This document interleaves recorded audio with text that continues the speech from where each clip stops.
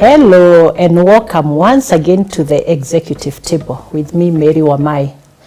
This is the podcast where we cover the leadership journeys of our leaders who have made fantastic strides in their leadership journeys. They share their lessons, their triumphs, their failures, and their successes, and also a few lessons on what to do and what not to do.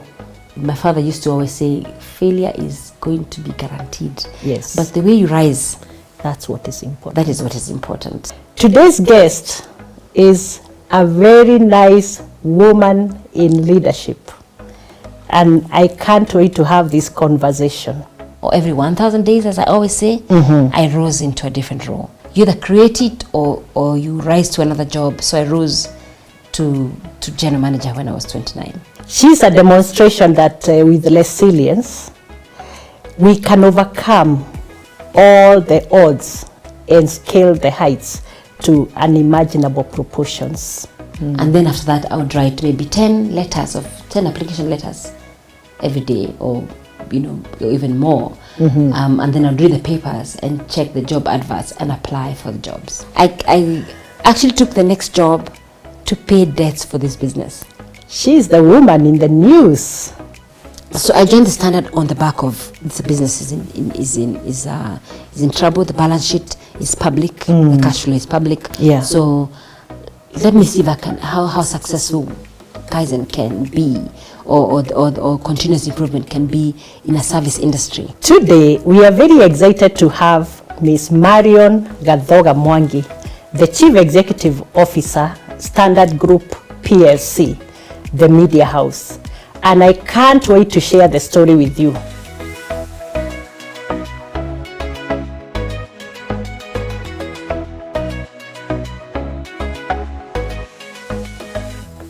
So let's welcome Marion to the show. Hi, Marion. Hi, Mary. You're most welcome, and thanks for making time. Thank you for having me. Out of your very, very, I'm sure, busy schedule. Thank you. I'm sure the viewers cannot wait to listen to the very exciting story of Marion, the girl in the news. So welcome. Thank you.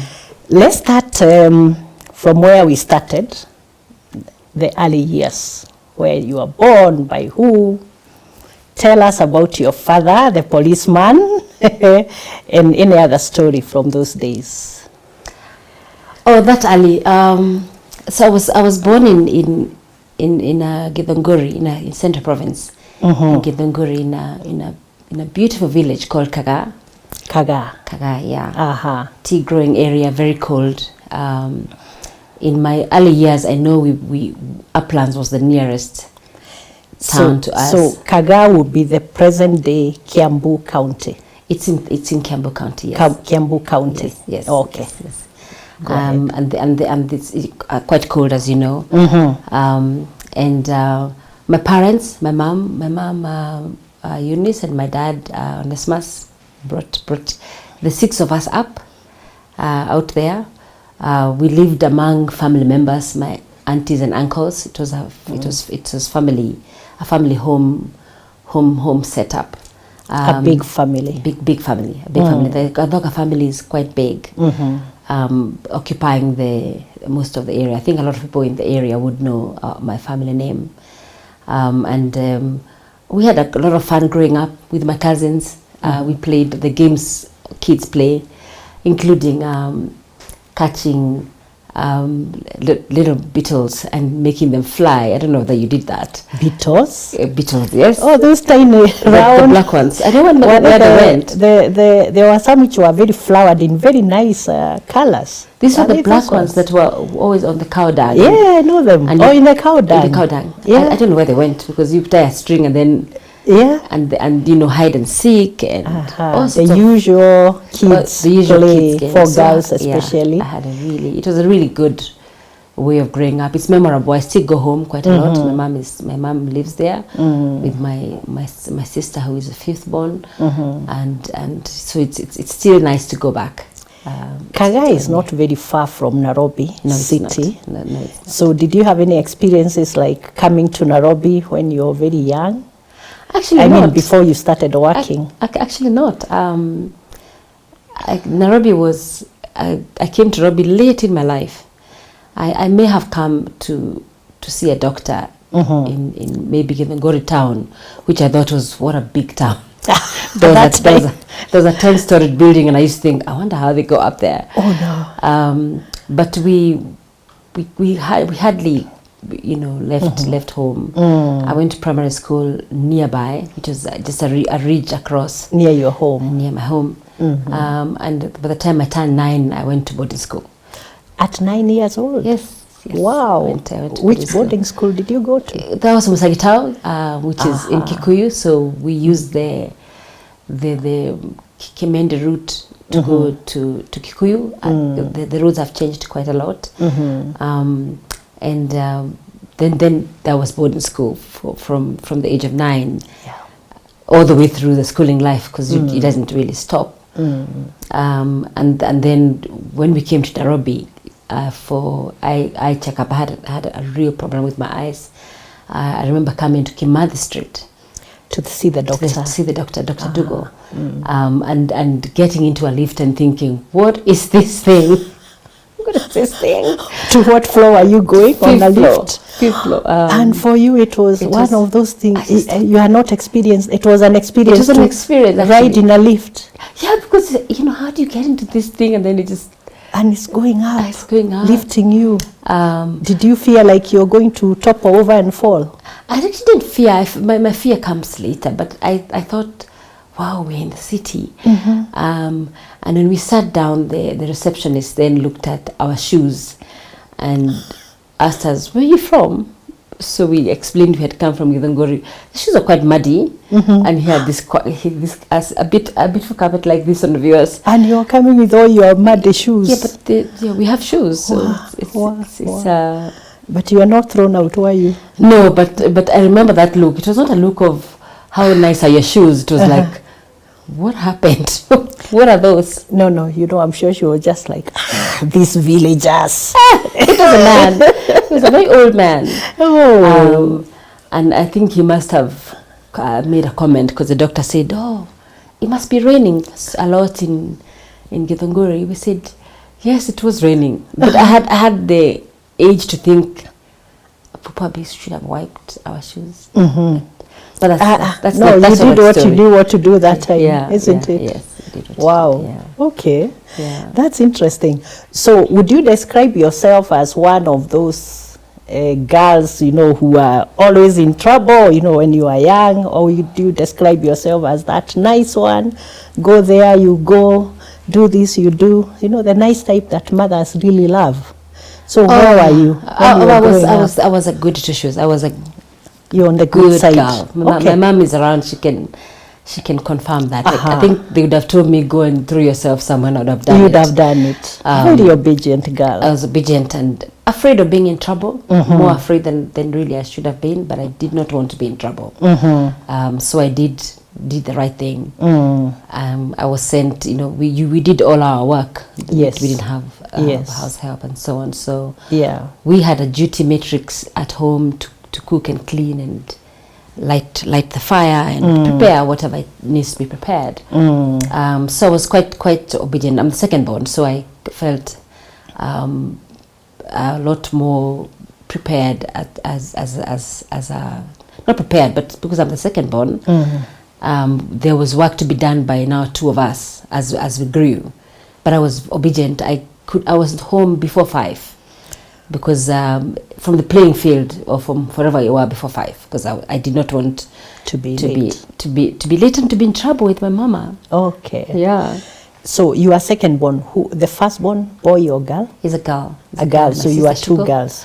Yeah. So you were all the chores were on you. Yeah, they were on the 2 of us. And then my brother was born after me, the same year actually. My brother and I are kind of age mates. Wow. And then the others are all girls. So we have 1 brother, 5 girls. Oh wow, that's amazing. Can you tell us about your early years, the relationship with your father, and how he shaped the person you became later, if you can connect that? So 0 to 7, maybe I just remember warmth and family and games. But after about 7 or 9 years old, when your awareness is rising, I remember the way he just paid attention to each of us personally. Actually, he would record us on a cassette player, saying, say what you want to say, or sing a song, because he was working away, obviously, because of his profession. So he would be really keen on hearing our voices. Maybe when he went back, and also we like to hear our voices. So he'd greet us on the tape, and then he'd play it back to us, and we'd have a good laugh. And then when he made the decision to take us to boarding school, he explained himself a lot. I think more than he necessary at his time. Than he should have. Yeah, I mean, he didn't have to. He didn't have to. Yeah. But also, I probably asked him a lot more. You know, what is the school like? How why? And his reason was so sound now, on hindsight, that he would like us to be citizens of the world and gain. Meet other people other than the ones from our home. I wasn't thinking global. I was just thinking other people from other parts of the country. Sector was a very civil servant children's school, so I was thinking I'll meet other people from other parts of the country, and I will have a chance to not wash those things the milking cans, because that was a duty that I had. Everybody had that duty permanently when the cows were milked at home. You had to wash them and hang them, and I think that has changed. But I remember him being a very open and very good administrator, and quite disciplined and careful about how we felt. My siblings, of course, have the experiences, because used to be one-to-one discussions, and he would then claim that you're gonna do so well, you're so organized.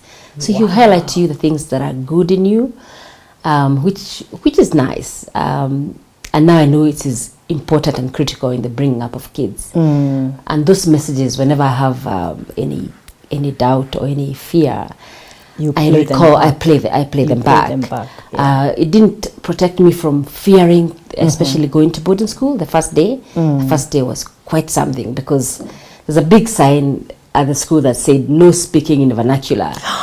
And I had said to myself, what is vernacular? It says, that thing you're speaking right now is vernacular. You're asking what is vernacular in Kikuyu? I was reading, I couldn't read it, but I couldn't speak English.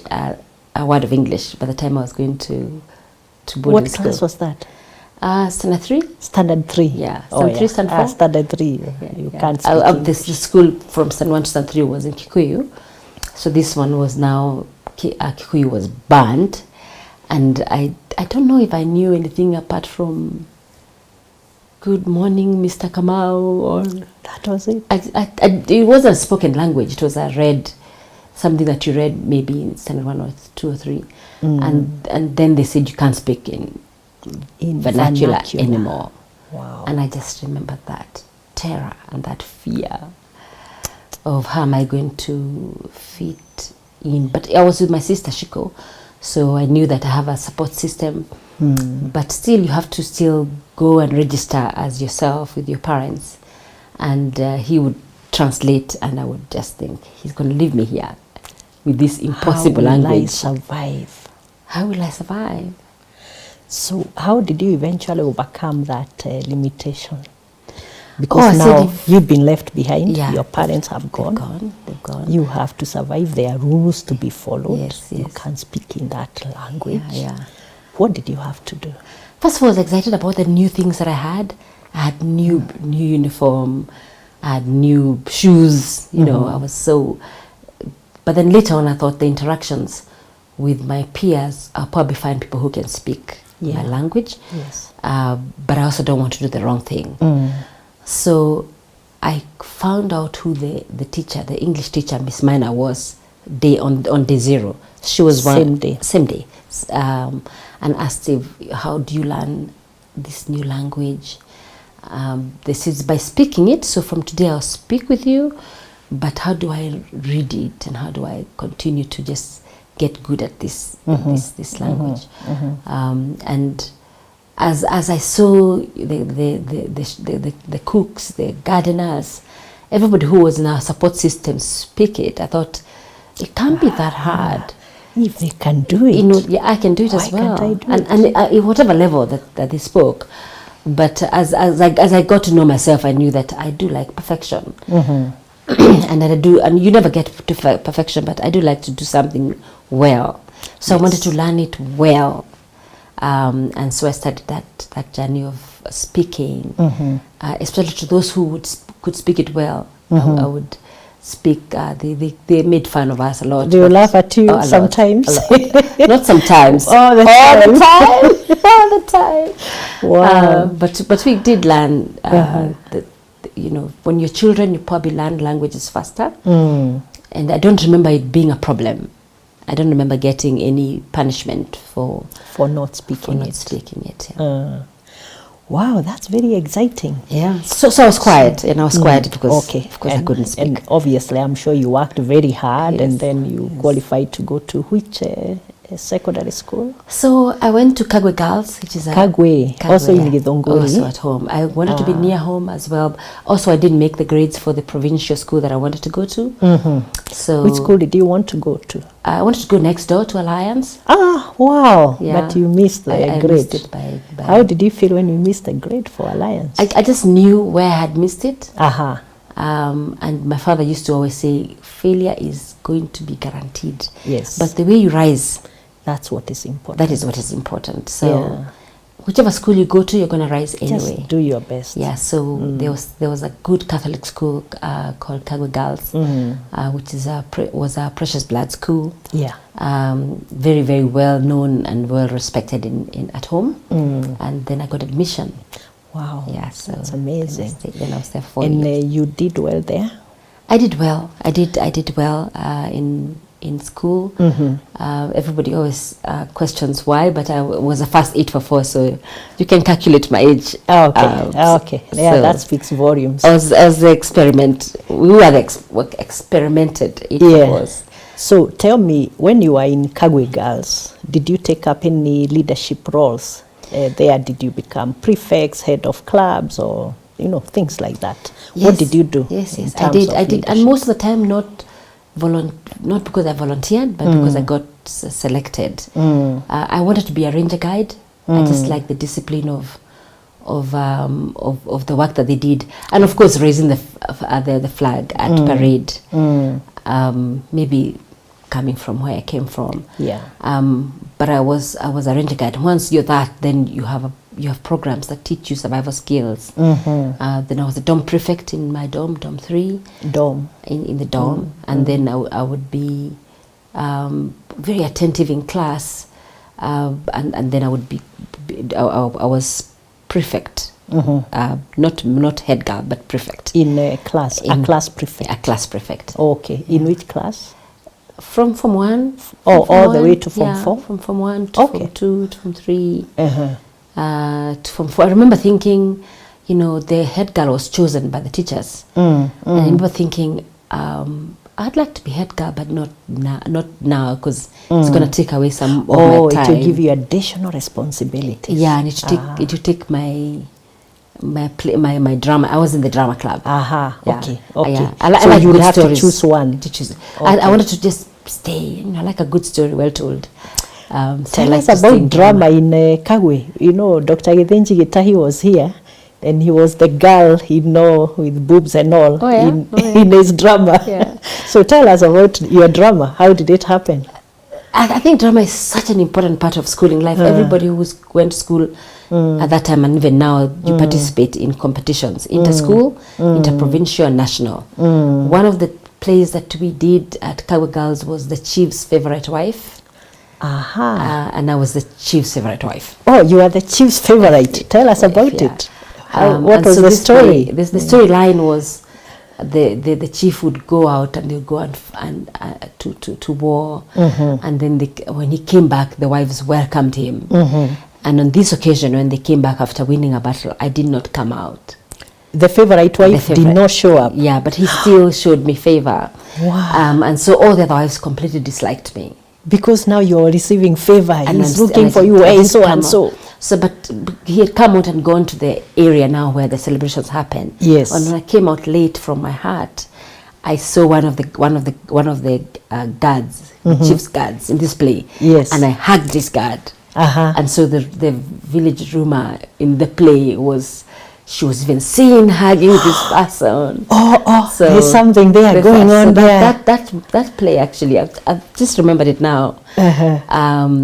Was watched by parents and by other schools and by older women, and people would react because it was a staged show. Yes. And say, no, she didn't mean to be late. Yeah, she didn't mean to be late. And So then the chief would you, and the chief wouldn't speak to me. And so I had a lot of drama. I cried about it. Eventually, the truth came out, and I got back to being his favorite wife. I was the youngest wife, and the fun that was made of me by the other wives, you know, when you're in trouble, when I'm in trouble, was in the storyline. I can't remember how it ended, but I know that the play was the chief's favorite wife. Now that we are a bit more, we are wiser now, I guess. Yeah, older and wiser. Older and wiser. What would you, if you had to relive that play today, what would you take out as the biggest lesson from that play today that you did so many years back? Yeah. I think I even did, because even the selection of the cast was done by the teachers. So they must have selected roles matching the personalities Very that they could suitable. see within us. So I think the biggest lesson is standing alone and being consistent in the way you act, and if you do something wrong, you can recall it or apologize, like I did now in this play. It was just a play, so but the clamor and the noise that happened in that household, and the audience that was live, showed me that actually people are sensitive to the wrong thing being done when they can see it, and they can actually react. And look at what has happened in my career. I mean, even now in media, you're living it every day. You're living it every day. So there's times you speak about something that touches on a need in society, and mind you, the ambition was to be the voice of society, and the voice of society can be positive or not so positive. Not positive. Yeah. People watch and people see stories in their realness, and so maybe that play had that lesson of no matter what is said or talked about you, the reality, the realness is known by you, and you can't unknow something you know. So and also I was second in the awards for the best cast. And I felt a lot bit bad. I wanted to be the first. The winner. The meanest woman won it. Oh, yes. And you're wondering, why do the bad ones And win? she was a class below me, so it kind of hurt me really a lot that I didn't win it. Get the top prize. And then the second prize is okay. I mean, it's my prize. Yes. You never think about those who didn't get.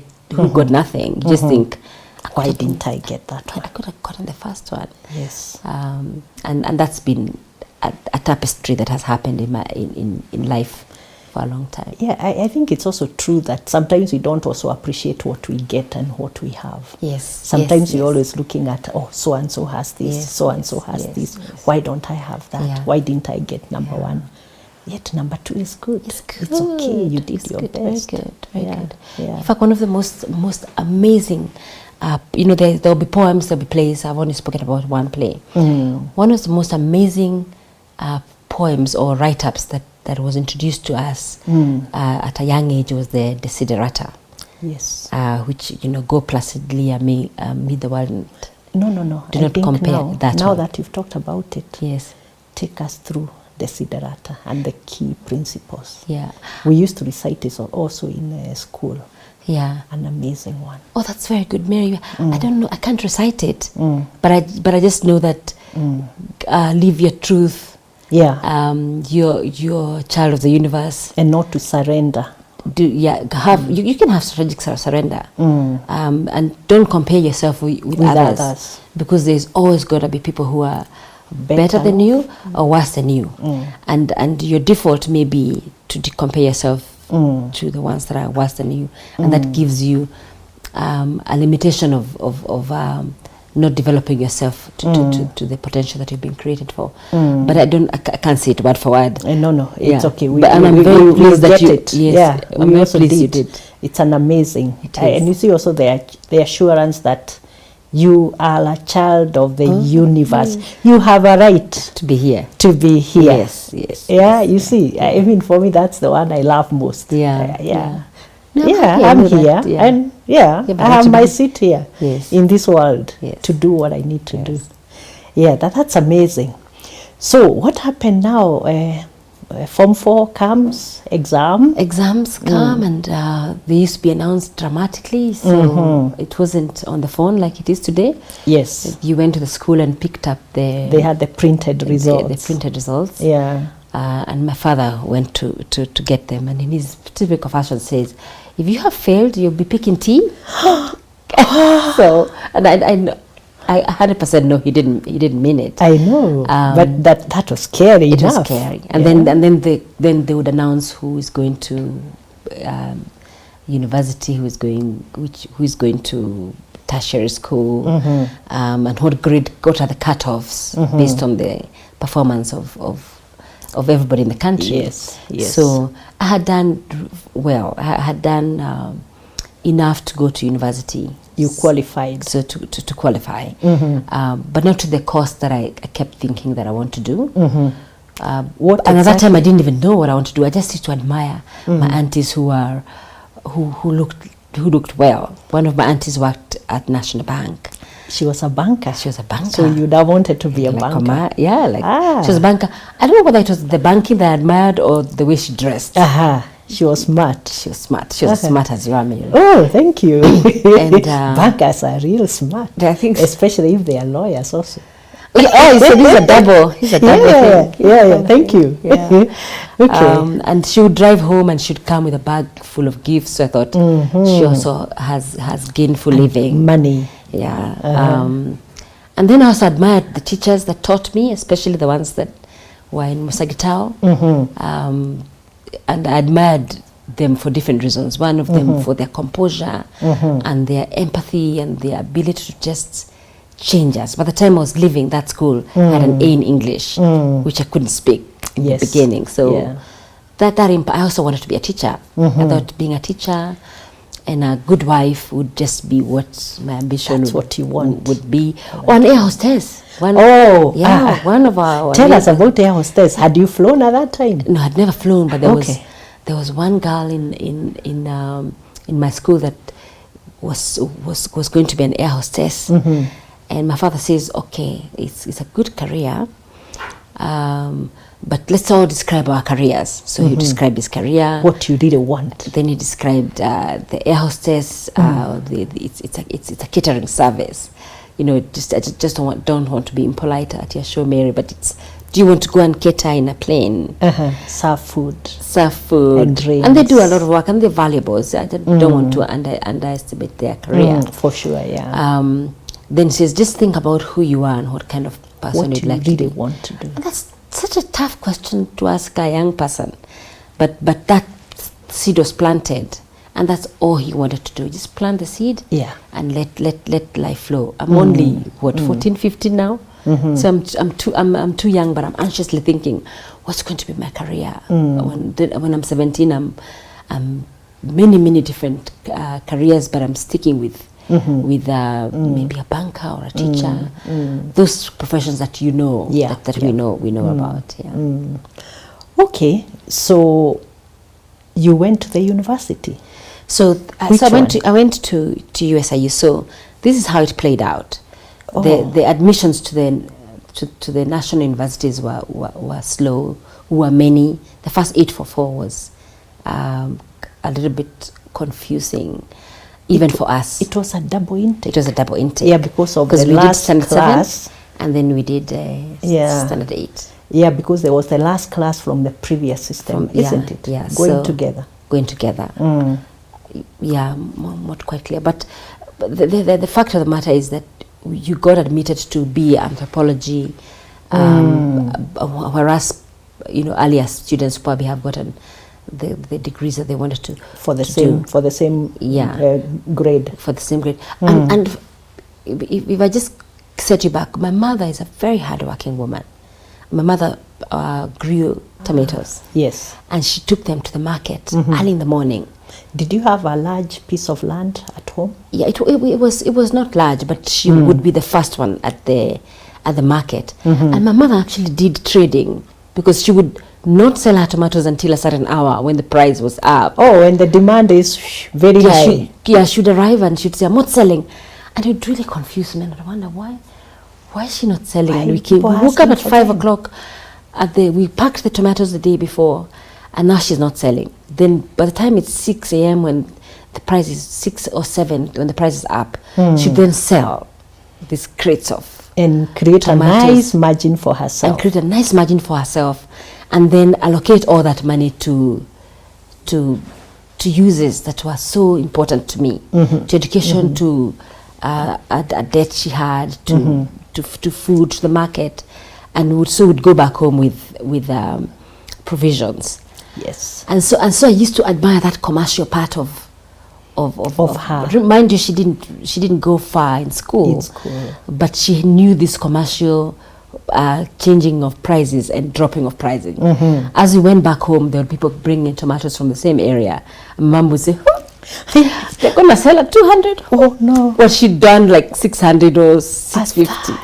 Yeah, wow. She taught me something as well.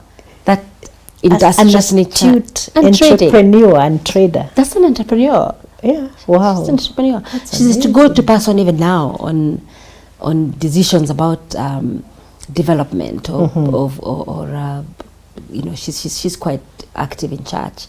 So she's quite involved in making decisions that are wise around how to invest and how to invest well.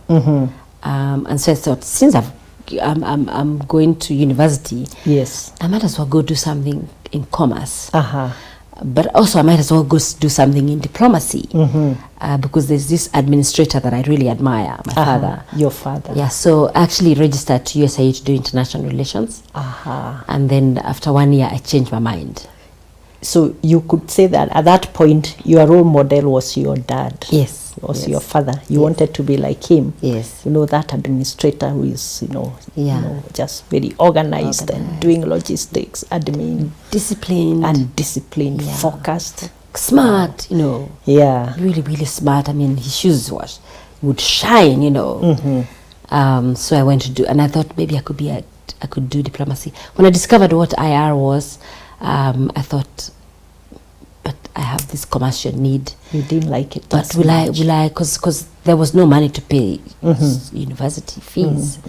So you don't really want to go changing courses that would cost a lot of money. And so the way I went to USIU was on a work study program that I applied for, and also to try and maintain a GPA that you got onto the dean's list, and the dean would actually fund 50% of your school fees. There were scholarships for those who did very well. Yeah, but doing well for me was not that I just woke up, got 3.5. It was reading and working hard on campus. I worked on campus to raise the difference. Explain the work study. How did that work? So you signed up for hours. So I signed up for 100 hours per week in the university. In USIU, to work in the library, in the sanatorium, or the nurses' room, in the photocopying room. I did quite a lot of work in the library photocopying room, because people photocopied papers all the time. Papers and books and term papers, and then they paid in cash, and I kept the records, and and then I was able to raise my school fees.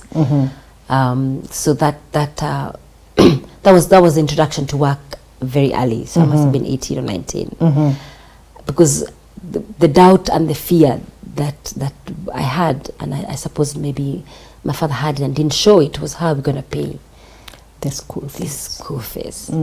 And so a lot of people that I went to university with actually think I worked there. Okay. Because I was always looking for work to reduce my school fees. So my best friend was also the bazaar, because they used to print a number of the list of people who had overdue school fees. I feared that list like the plague. So you had to really work hard to make sure you were not on that that list. And he's the one who printed it. Yes. Those who owe school fees. Yeah. I don't think it's legal anymore, but they used to do it. And it used to be, as you're young teenager. You're so embarrassed. And I imagine you're also fearing, will I be chased away and never come back here? And you're going to school alongside children who don't have those sort of... where fees is not an issue. Is not an issue. Yeah. But it's an immense pride. I don't feel it like I was a victim, but I feel like, wow, I earned it. Yeah. What did that teach you as a person, which maybe also helped you as you grew into your career and all? It taught me, it validated something I learned in primary school, that if anything is ever going to happen in my career, in my life, it's going to be up to me. It's up to you to make your life what you want it to be. Nobody is going to tell you to work or to promote you just because you're sitting there and you're very clever. Whatever is going to happen in your career and in your life is going to be up to you. You've got to play a big role in mapping out your future. And so you have to think about 5 years from now, 10 years from now, at that age. So the savings plan that I had was so clear. It was on an envelope, so I had money for fare and money to go home on Friday. And when they increased the transport money, I would then walk the distance to reach the budget that I had. Because you could not afford to spend more. No, from that budget. You got if you printed something that somebody didn't ask you to print, and it didn't add up in the evening, you got charged for the difference. Okay. So if you got charged, say 10 shillings or 20 shillings, yes, that meant that I'd have to walk from Raraka to GSU, so that I can pay less fare. Yeah. To go to work. It was practical. I said, this is how much money I have for fare. So, and today is Tuesday. I can't spend a cent more. So I need to just make a plan. Wow. And just, enjoy the dusty walk. It was very dusty. And still make it to the hostel that I was staying in. On time. On time, because it was a curfew. You got to get there by a certain time. By 7 p.m. What? By 7 p.m., yeah. So. Wow, that's amazing. Yeah. It's just amazing, what you said about I am the driver of my career. Yeah. I'm the driver of my life. That's what I'm hearing you say. Nobody can do it for me. Yes. It's me to figure it out. I can ask for support, from different quarters. Yeah. But I must know what I want. Exactly. That's it. Yeah. With the Lord helping you, because prayer is a big part of my life. He also says, then do something. Yeah. Don't just say, I want this, I want this. Do something and I'll support you through it. Yes. And that, acknowledging that the Lord will help you. And also acknowledging that it is your responsibility. It's a big thing for me. Yeah. And so when I do meet young people, I'm a trustee of the Palmer's Foundation, which I love. I mean, we've selected more than 1,300 students from around the country and taken them to school. And the first thing they say, we're poor, so we're not going to make it. I can speak and see my voice goes to convince them to change that position. If anything is going to happen, it's you. You've got a scholarship now. Yeah. So you've gotten a big door open. Don't close it. Just walk in and just don't go back. Yes. Through that door. Just keep going. Get inside and do keep what going. You need to do. And doesn't mean that you do it without fear, but you just know that you're responsible for your own generation of your success. Wow, that's amazing. anything else that happens in campus, like any networks, or you're too busy working? I'm too busy working, but I'm also a girl, so I'm also busy getting shocked. Shocked by who now? The one thing that shocked me the most going to USIU was women smoking, and I'm not judgmental about it now, but I just gazed. When you saw a girl smoke and drink, and drink beer, especially beer, because I think it was in my head that beer would kill you or make you blind. I don't know what I thought it would do. And the interaction that boys and girls had. I watched girls going up to the men's quarters and come back. And in the morning, I saw them coming back. And I asked myself, did they sleep there? What happened? Did they actually go sleep with a boy? You couldn't see. Like you say, it was such a life. Was such a life experience, a beautiful experience. I was just there last weekend at the installation of Ambassador Dennis Awori. Yeah, we saw you on LinkedIn. And I had these memories of how maturation just happened at once. You're on your own, you make your own decisions, you choose whether to go out to have a drink or to do your work. The American system is very independent. You can do your work or not do your work. Your grades will be yours, so you can succeed. The American dream is real. The creating hope for yourself is real. So you apply yourself to how much you want to succeed. So that's university really shocked me. Also seeing young people driving their parents' cars was how much money would they have? And me, I'm struggling to pay my fees. And the dust that I have to feed off to try and pack, and that didn't drive me to victim mentality. I think when I write my book, I shall explore why I didn't feel like a victim. But I admired, as I went to GSU. Opposite GSU was a beautiful company called Bayer. End up working there. And I used to always admire it and say, I wonder who works there. I wonder how I can work there. I wonder what it takes to get a job. Because then I'll get a job, then I'll get a car. Now I've dropped my dreams of being a teacher. Now I have bigger dreams of being a successful businesswoman. But then I know that I need to get a job. I didn't think about entrepreneurship. I thought about a job, because that's what you got told. Go to school and get a job. In fact, I remember thinking, Ghana doesn't have a job. Wow, they're going to really suffer. And yet entrepreneurship is such a powerful thing that people have done successfully. Wow. But I've been a corporate all my life, so I haven't quite experienced that. So would you say that you as a young student, college student, walking past Bayer and seeing the magnificent boards and people walking in smart, driving in, would you say probably that's when you started redefining your purpose of where you wanted to get in your career, maybe? Or it was still too early? No, I wanted to get a job in a company like that.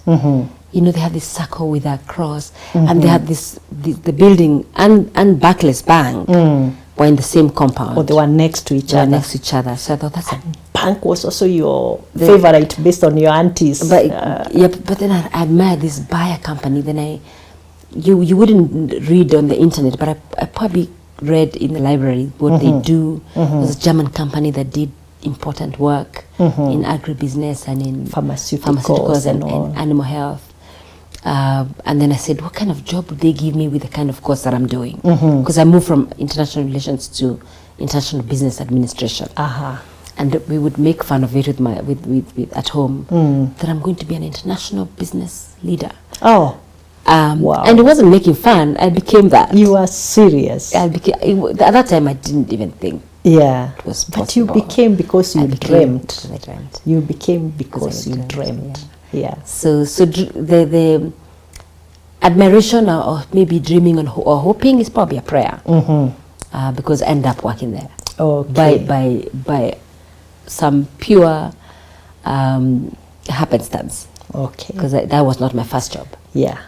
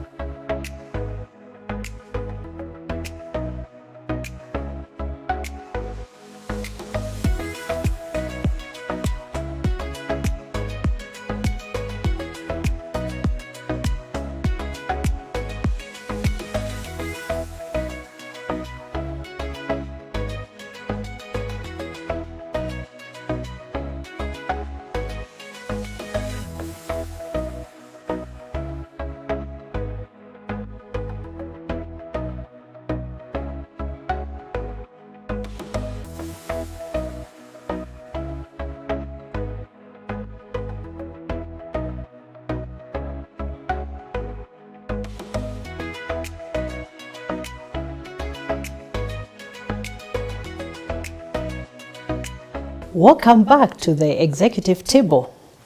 The story of Marion Gathoga Mwangi continues, and we are having fun here. Keep watching. Marion, now you are over the culture shock at the university, girls smoking and being escorted to boys' rooms and all that. How did you do in campus? Oh, I did well, because I used to always think, what will I do with this knowledge that I'm getting? What does campus and a job, which is what I want, how are they connected? So there are some subjects that I really thought about, especially the ones that had examples of companies that I would really pay attention to. So it's really a business commerce major, because I was interested in how companies perform, how they rise, how they deal with their brands, and so I sort of think of marketing as a career path.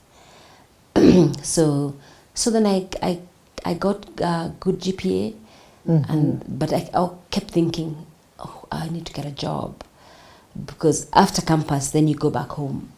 Yeah, you can be idle. You can't be idle. And so in the final year of school you start to look at job adverts to see what do they normally ask for. And the one thing that they keep asking for is experience. And I say, this experience, where does it come from? How do I get it? Yeah, if I can't get a job. How do I get it? Yeah. So I joined the business club at university to continue engagement with other business students, but also to call corporates onto campus to talk to us about what they do and what does work look like. I never really got the answer. I got the answer when I started working, because you can be an accountant. So, but what does it mean in the morning when I go there? What do I do? What do I do? From morning to evening. From morning to evening. What do I, and I think that's a question young people ask today. Okay, so I get a job, then, but what do I do? And I think that's the beginning of a passion that I'll speak about later. So I thought, if I'm going to get this qualification, it gives me a door, but it doesn't give me the job. So what about experience?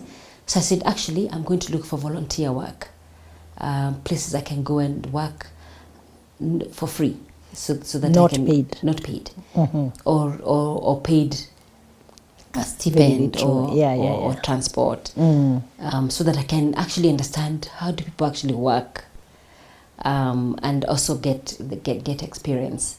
And I then landed at the Presbyterian Foundation, which is the real estate business of the PCA church. And I'm a PCA myself, so I felt connected to it.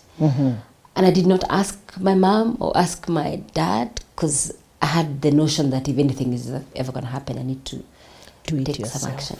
And then after that, I would write maybe 10 application letters every day, or even more. And then I'd read the papers and check the job adverts and apply for the jobs. And then every Thursday or Friday would go by the post office, not police station, by the post office, to get letters, and all the letters we almost always we regret. Oh. At least they replied, you know. Oh, yeah. At least they replied. But then I thought they would write, "Dear Marion." I think that's nice. I mean, That's good. They know me. Well, maybe it's now was just like a normal letter they wrote to everybody. Yes. Probably never got to where it got to. But I got my first job from the newspaper. Oh. From a newspaper advert. Who was this? We said Nestle. yes. It was Nestle. So Nestle advertised for graduate interns. Graduate trainees. Trainees. Graduate trainees. Graduate It was a trainees. job. Marketing and sales graduate trainees. Mm-hmm. So I saw it. I remember seeing it in a little office with my father, and I said, "I'm going to apply for this." He said, "Yeah, apply. Apply, go ahead. Use your good grammar and write your Impress them." So I wrote down the letter, and it went out. And a week later, I got a response for inviting me for an interview. 1 week later. Yeah, it was so Wow. fantastic. So I told one of my cousins, Gigi, that actually I'm going for an interview at Nestle, and she already had a job and a car. So I said, "Can you take me?" So we go there, and there's about 50 people at the gate. You're like, And I find my way and ask the guard, how many people are they taking? The guard doesn't know. But when you get in, they say, "No, we're just looking for 2. out of 50. Yeah, there was maybe 100, then there was 50, but then the 100 was, you did a test before you came. Mm-hmm. So we made the short list to go. So I thought the short list is maybe 1 or 2. Uh-huh. 50. So we got registered through the gate. Nestle is a beautiful campus, so you get registered through the gate. And then you go into these big interview rooms. And then you start having discussions about customers and what did you do, this happened. Anybody wants to answer this question. So as natural... In plenary? In plenary. Okay. Well, in a classroom setup. Mm-hmm. Like campus. And I think that's one of the things I thank the opportunity that I had to go to SIU for, because raising your hand and answering or being vocal is not something. It was part of your it was your second nature. Yeah, well, you don't feel shy or that I'm being too much. So they then send us out for lunch. Then they call back another 20. Then they send us home. So I go home go home and tell my dad, "Oh my gosh, they are only taking 2."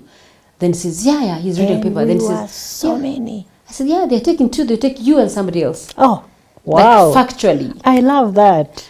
He doesn't even look. He just says, yeah, they take you and somebody else.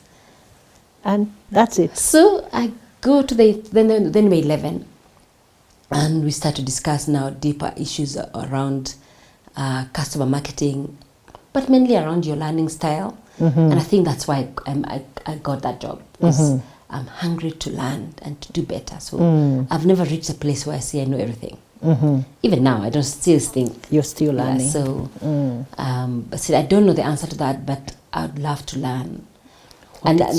What would happen? So I got appointed myself, and somebody else got appointed too. Just like your father said, it's you and somebody else. Somebody else. Nice. But it was now a job of marketing and sales, and I was not going to do sales. I was thinking, sales is like, please buy.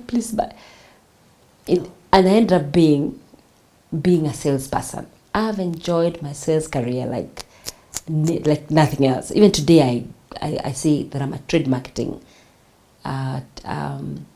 transformation leader. Yes. Because I moved from marketing to the trade, to selling in the first year. I just thought customers are so good. The same year you were employed at Nestle. At Nestle, because then you get to work in different departments. You go out with different salespeople in different regions, and then you start to understand how the P&L works, and then you start realizing actually the power is at the top line. So I say, okay, so if I am influencing the top line, and there's more revenue, then there's a percentage that goes into marketing that can only come from the top line. And if the top line is not growing, then we have no budget. Then marketing has no budget. So then we go there, influence sales. Then I'll come back to the spend side. But I never left the top line. I loved the trade marketing side of business.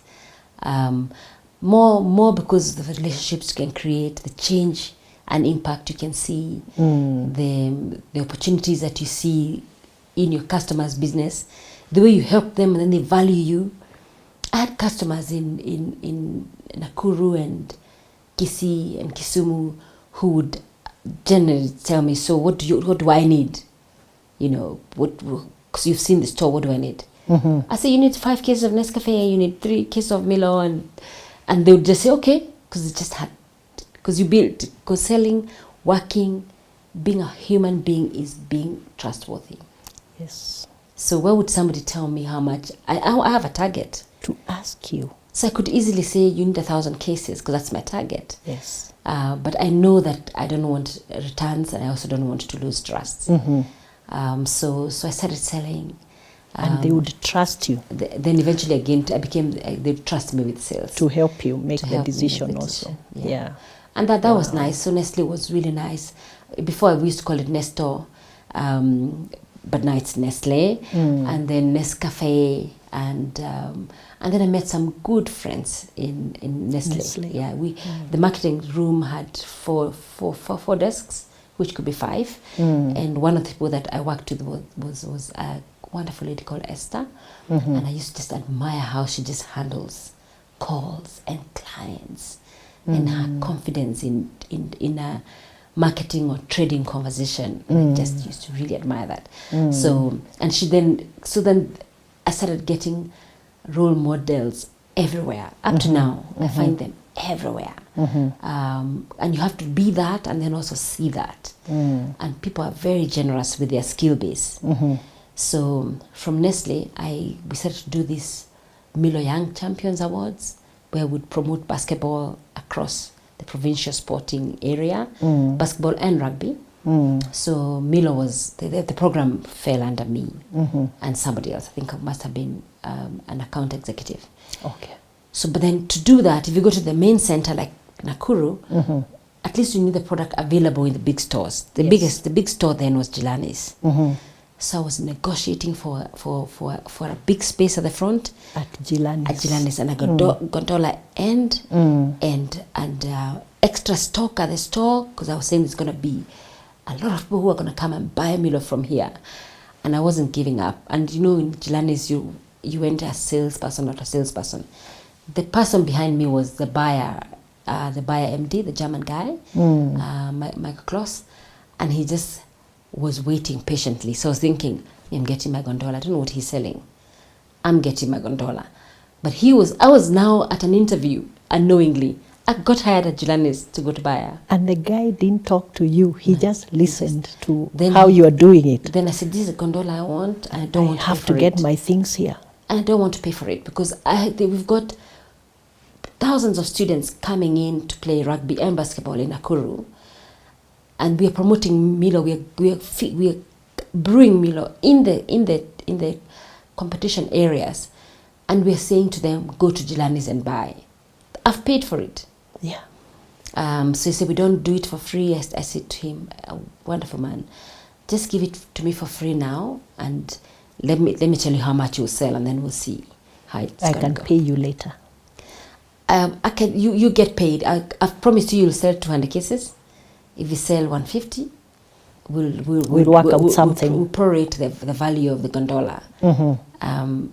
Mind you, I mean, I don't make that decision, but here I am negotiating. But I didn't have a budget for gondola. I just had a budget for how much I wanted the sales area to gain from our activity. So as he was waiting for me outside the shop after the gondola, so he was the MD for buyer? He was a general manager for buyer consumer. The guy behind you? The guy behind me. He had come in with his salesperson on a sales trip, on a trade tour. Okay. So he wasn't selling. He was just seeing what's going on, relationships and all that. So, and he had the whole conversation. Yeah, and I wasn't giving up. I was like, wow, and you really so at the door insisted. he waited. He says, So by the way, so this guy at Jilani's finally agreed with you. Yes. He couldn't say no. What is no? What did you learn from that interaction in terms of, because I can see the negotiation skills there, and I think you understood what his point of view was and what he was worried about. Yes. And then you offered an alternative and said, okay, fine, we'll give you the sales, but if there's a shortfall, let's talk about it. Yeah, both sides. Yeah. And, if you sell more than 200, then I get the gondola for the rest of the month. So it had become the way that I did things anyway. I mean, remember, I'm negotiating never to be on the list of students who didn't pay university, whether or not I've paid. Yes. I'm just saying, just give me one more week. Yes. I'm negotiating to go to fast forward to go to that university, knowing very well that the school fees is not available. Yeah. And then I negotiated my way out of not knowing how to speak English to finishing. Yeah. So I suppose it became life is about negotiating and doing your best and giving your best wherever you are, whatever it is you're looking for. But I also didn't want this campaign to fail. And failure to me was defined very clearly. How much are we going to drive? We can't have the same sales before the program and then the same sales after the program. There has to be a positive movement. There has to be impact. Yes. So I wasn't going to say no, but I wasn't going to be pestering, because I said, this is a partnership. You will gain, I will gain. It's a win-win. I can also go to Nakuru Mattresses. I can go elsewhere, but you guys are so visible, and you have a good brand. And this is what I'm going to tell everybody, that everybody is coming to. Everybody's coming to Lani. So. That's amazing. Yeah. So we had a guest here who told us that she got a sales job in a bank. They were selling some products. And within less than 3 weeks of getting that job, because they were being paid a commission to sell, 3/4 of the team left. It was too hard for them. So she was left with just 1/4 of the initial team. Now that told me that making sales is not an easy job. Yeah. So can you give us a few tips on what you had to do to become a top salesperson in that company and elsewhere when you went to others? Yeah. I think making sales is easier than, and I don't want to sound non-humble. It's very easy if you start, if you have a sales process. I mean, if I keep telling you, buy this watch, and I don't even know what your needs are, I'm really just trying to just sell. You become a nuisance. So the way to become a good salesperson is to just see value from the eyes of the customer. What do they really need? And then if you have that right process, and that's really is the base of every conversation. And my Kaizen work, I mean, my Kaizen inbuilt Kaizen work is value through the eyes of the customer. What does the customer want? Not what do you want? And then the sales are an end result. That's how I made it easier. I feared selling. I don't like selling. I don't want to sell you, anything, but I want to give you value. I want to just meet your needs. And then you'll buy more than even I thought. So value to the eyes of the customer is, if it's a, let's say Kisii wholesalers has to sell a certain product that I have, big product like Milo or Nescafe, or will be big in some places, maybe not in those places. What would you sell more, and how would they be able to sell it? So I said to them, if you place them at the eye line, even when you're in FMCG, you know which counters sell better. If you place this product at this eye line, you'll be able to sell this much, you'll be able to make this much. Yes. So that's value to them. Yes. And then the signing of the sales order is an end result. So I think the tip is the tip and the base of every sale is, are you really addressing a customer from the value that they would appreciate, not what you would appreciate. I have a target. That's all I'm thinking about. But I mean, if that becomes very visible, then I'm just trying to tell you something. But if you go with walk away, people walk away, and actually it's not distasteful when you tell somebody, buy this, and I say I don't want it. They say, but still buy it because I need it. That's not in the eyes that's not my problem. That's not your problem. As a customer, that's my problem. That's your problem. So figure out my problem as a customer, and give me a solution. So that's, and then when I grew to be sales manager at Bayer, because I got hired outside Gilanis eventually and left. Oh, okay. Now tell us about the hiring for Bayer.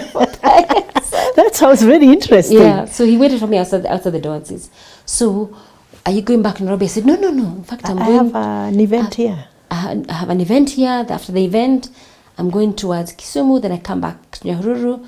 Then I go to Nyeri. Then I go to Meru. Oh, then I was doing the whole. You're traveling the whole country. The whole region. Wow. So do that region and then do the other coastal region another week. A lot of salespeople did that. So he said, "So when are you going to be back?" I said, "The other Friday." Then he says, "So would you like to come work with us?" I'm not looking for a job. Outside the supermarket, you're getting a job offer? I said, "I'm not looking for a job." They said, "Okay, when you come back, please call me. Or better still, when you come back, please call me." And because he's German, he then asked me, "How much do you earn?" He's very direct, very direct. And you're still at the entrance of the supermarket? I want to get into my Milo van and go and work. Because now I've got to go and get the gondolas filled up. Yes. So I told him, and then he doubled it. He offered a double salary outside it wasn't much. Jiranis. It wasn't much, but at that time I thought, looks like a loan. What? Looks like a monthly loan. You know, the amount was Too in my much. mind high enough. In fact, my colleagues made fun of it and said, "Gosh, it's like getting a loan every month, you know." What? Without interest? Without interest.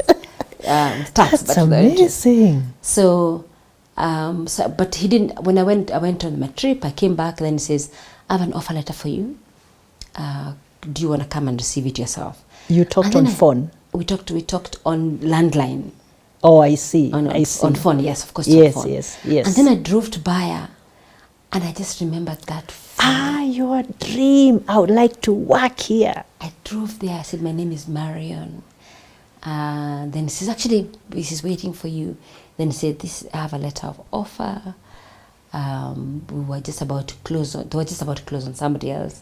And then he had taken this trip. And then so it was just favor. On the nick of time. Yeah. So. Wow. So then I joined Bayer, and I sat at that second window towards the right side, and I would see the highway towards USIU, and I would think, "Isn't this so weird that I'm here?" Yeah. It's so weird that I'm here. So that was Nestle, then Bayer. So now you are taken as what? What was your designation So I was at taken Bayer initially? as a sales and marketing executive. So Bayer mixed both. So it was a bigger role than what you held at Nestle. It was a smaller business unit. Yeah. So the jobs were combined. But it was a bigger role. It was a bigger role because you used to be in sales. Yeah. Now you're doing sales and marketing together. We've now brought the top line and the budget together. Yeah, but I just loved the selling part. You loved it? The selling part. Yeah. So, and then I rose to be Kenya sales manager. Yeah. A job came up to be actually being a sales manager. I applied for it, and they were shocked. They said, "How are you going to go? Do this?"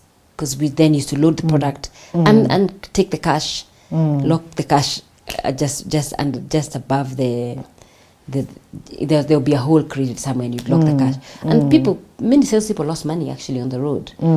So now, Marion, before you continue, I want us to take the lesson from that Gilani encounter with the GM of Bayer, because we have a lot of young people who are probably, trying to grow their careers. They're in one role.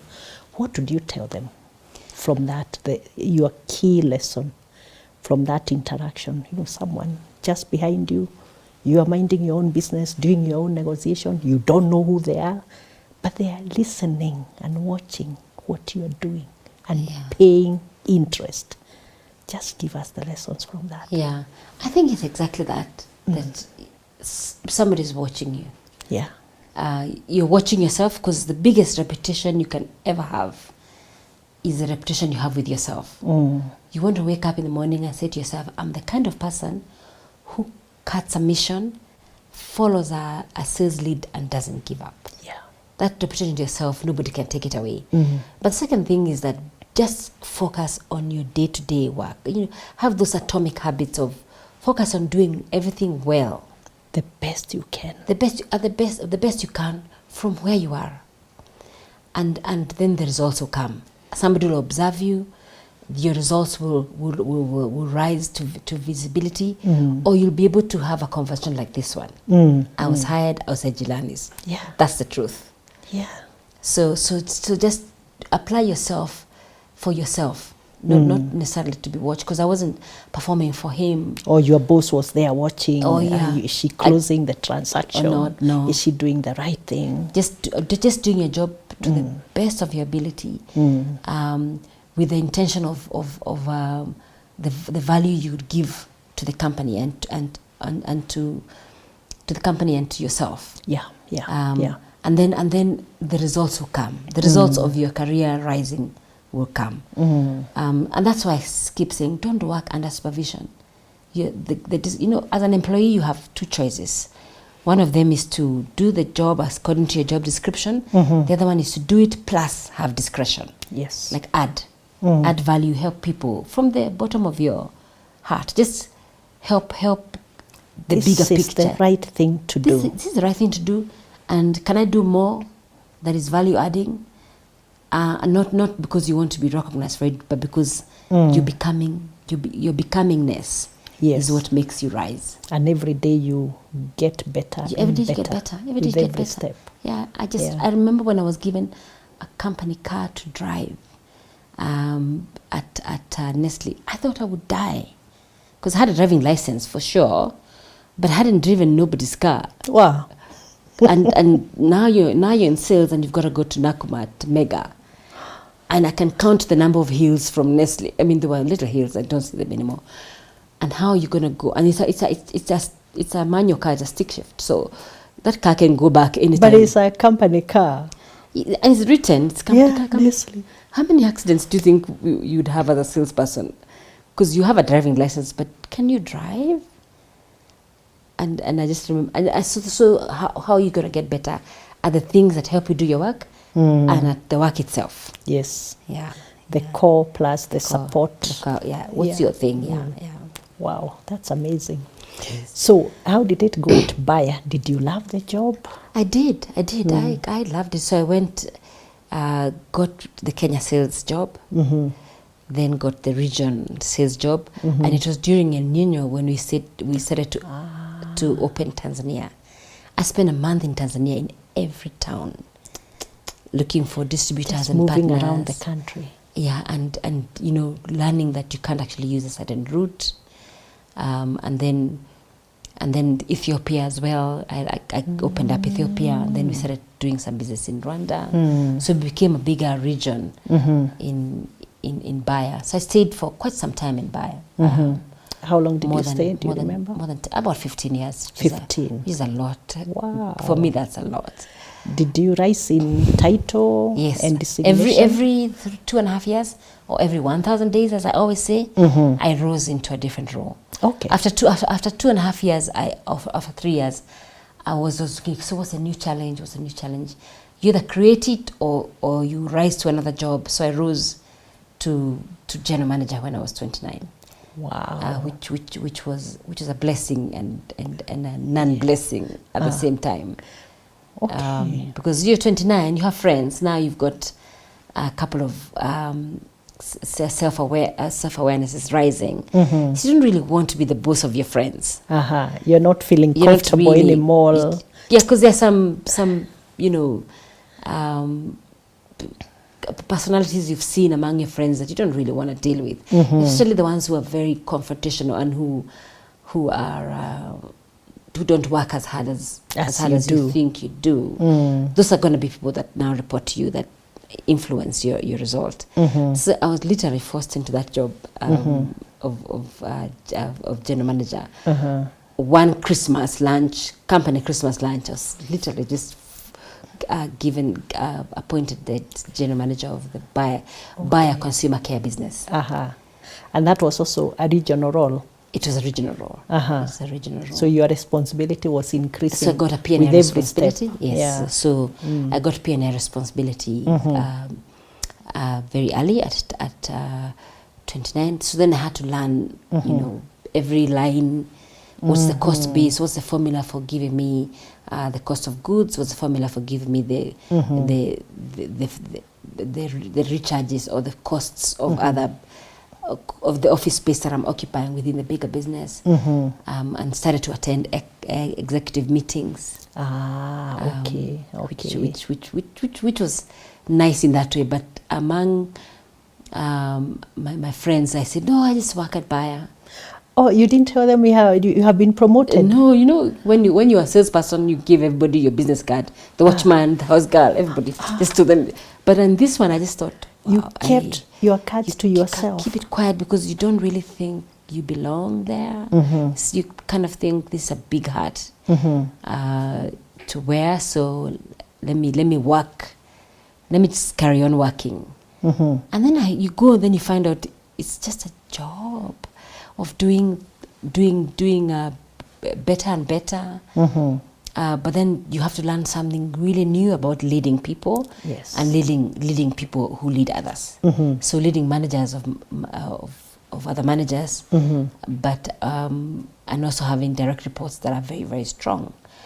So how big is your team this time? This time I have seven direct reports. Yeah, very senior people. Yeah. But also have a small group of maybe 20, 25 who are in the field. Some of them doing medical rep work, others doing consumer sales, and the others doing supply chain because we imported quite a bit of products. Yeah. So there are those and the PA, and then now the division is responsible for division reporting. Yeah. In the bigger company, and this is the division that spends money because that's our consumer facing business. So I had responsibility that was big in my mind. That was very big. So I started to say, let me do the same thing. Learn. So you learned. Start How learning. did you learn? So like, did you take any additional programs, or you self-taught yourself, or how did that happen? So the sales manager was very senior. The general manager was actually the group CEO. Okay. Of all the businesses Of the whole company. So and my finance business partner. I spent weeks and weeks just checking what does this are mean. they doing? Yeah. I mean, what if I'm presenting this P&L? What is behind this cost? And what's critical? And what is critical? So I just do it in the continuum of working. I was at this lower base of just do the work. But then as I grew in my career, I started learning skills and tools on how to work. So that's how it happened at Bayer. Then Bayer got bought other companies. There was a huge global restructuring M&As happening. So Bayer bought Johnson Wax, Johnson Wax, which sold the Raid, the insect control. Okay. Bayer had Baygon and Canesten and Alka-Seltzer and other products. And then Bayer also bought Roche, but Roche in Africa was bigger than Bayer. Yeah, so you kind of buy your mom. You buy a bigger business. Yes. So they swallowed us. So then I moved from general manager. I did 2 years in HR to skill up in the people area. Your people I now had a skills. union, very, very active chemicals union. And then so that I can be a better GM. So if you'll see, I have some HR, personnel management experience. And let me not say HR because HR has become... It's part of it. It's just part of it. So, and then I started to do things outside work. I joined Palmer's Foundation and I started playing golf when I was ahead of for HR. networking and all. Mainly because not going to the customers and doing HR made me very, very bored. So, are you telling us, was your job becoming less and less interesting at this point? And a lot of stories. I knew you were used to going out there in the market and talking to food, people. And bringing food on the table. Yeah. Bringing checks and orders. Yeah. But also the presence in other areas of your life becomes important. So when I joined Rotary, I joined Rotary and Palm House at the same time. At the same time. And these were big missions of helping other people. Impact to society. Which really tugged at my heart. But then also, I just came across playing Governor. This game is a game against yourself, but also it's a networking forum. And I love networking. Wow. So networking. you loved it. I loved it. From the word go. So I became very busy then. So I had four or five vacations, and I still went home most Fridays to spend with my daddy. Yeah. Okay, I just want to touch on that issue of being swallowed. And I mean, in Bayer, you're a star. I mean, you're growing very well. Your voice is being heard. And then all of a sudden, you're feeling like you're this tiny little thing in a big, humongous business. Yeah. You're feeling like you're invisible now. Yes. Just tell us a little bit more about, how that, because it happens when in our lives. And you get swallowed. And a lot of people use that chance to then leave the company or leave just the business. Run away. Yeah. It's actually they not can't leaving. stand it. Just say, look, we are nobodies. Yes. But the swallowing was not only because they were bigger. The swallowing was also that they did not provide us with products to sell. And our biggest income model was commissions. Yeah, it's going out there and selling things. Is a percentage of the revenue and the volume that you sell out. So Bayer itself started becoming impatient with my division. And they actually said, we're going to spin off this division. We're going to shut it down. Let most employees go to Johnson Works, which was a successful business. So restructuring within the other businesses. And let the Roche business be run, let's think about Roche, and then you do HR. So when I heard the business is being sold, in the process of HR, those 2 years, I spent thinking, what if I was the owner of this business? That's when I started my own business. You are thinking big now. I started my own business. I can actually be an owner. I can be an owner, yeah. Because I have got sales success. Yeah. On the back of a multinational support. So the thing I brought was business, and the system worked. Yes. The goods got delivered. The payments. I was responsible for sales and payments. So. Yeah. But the whole support system, especially in a multinational, is invisible. But it is so important. It is good. So when you say I'm going to go and start my own business, or the comical thing people say, when I leave this company, they'll shut down. Yes. It's not there. And you have big dreams. Companies continue without you. Whether you are there or not. Because they've got systems. Yes. So I said, I'd like to go start this business as a business owner. So I set my own business.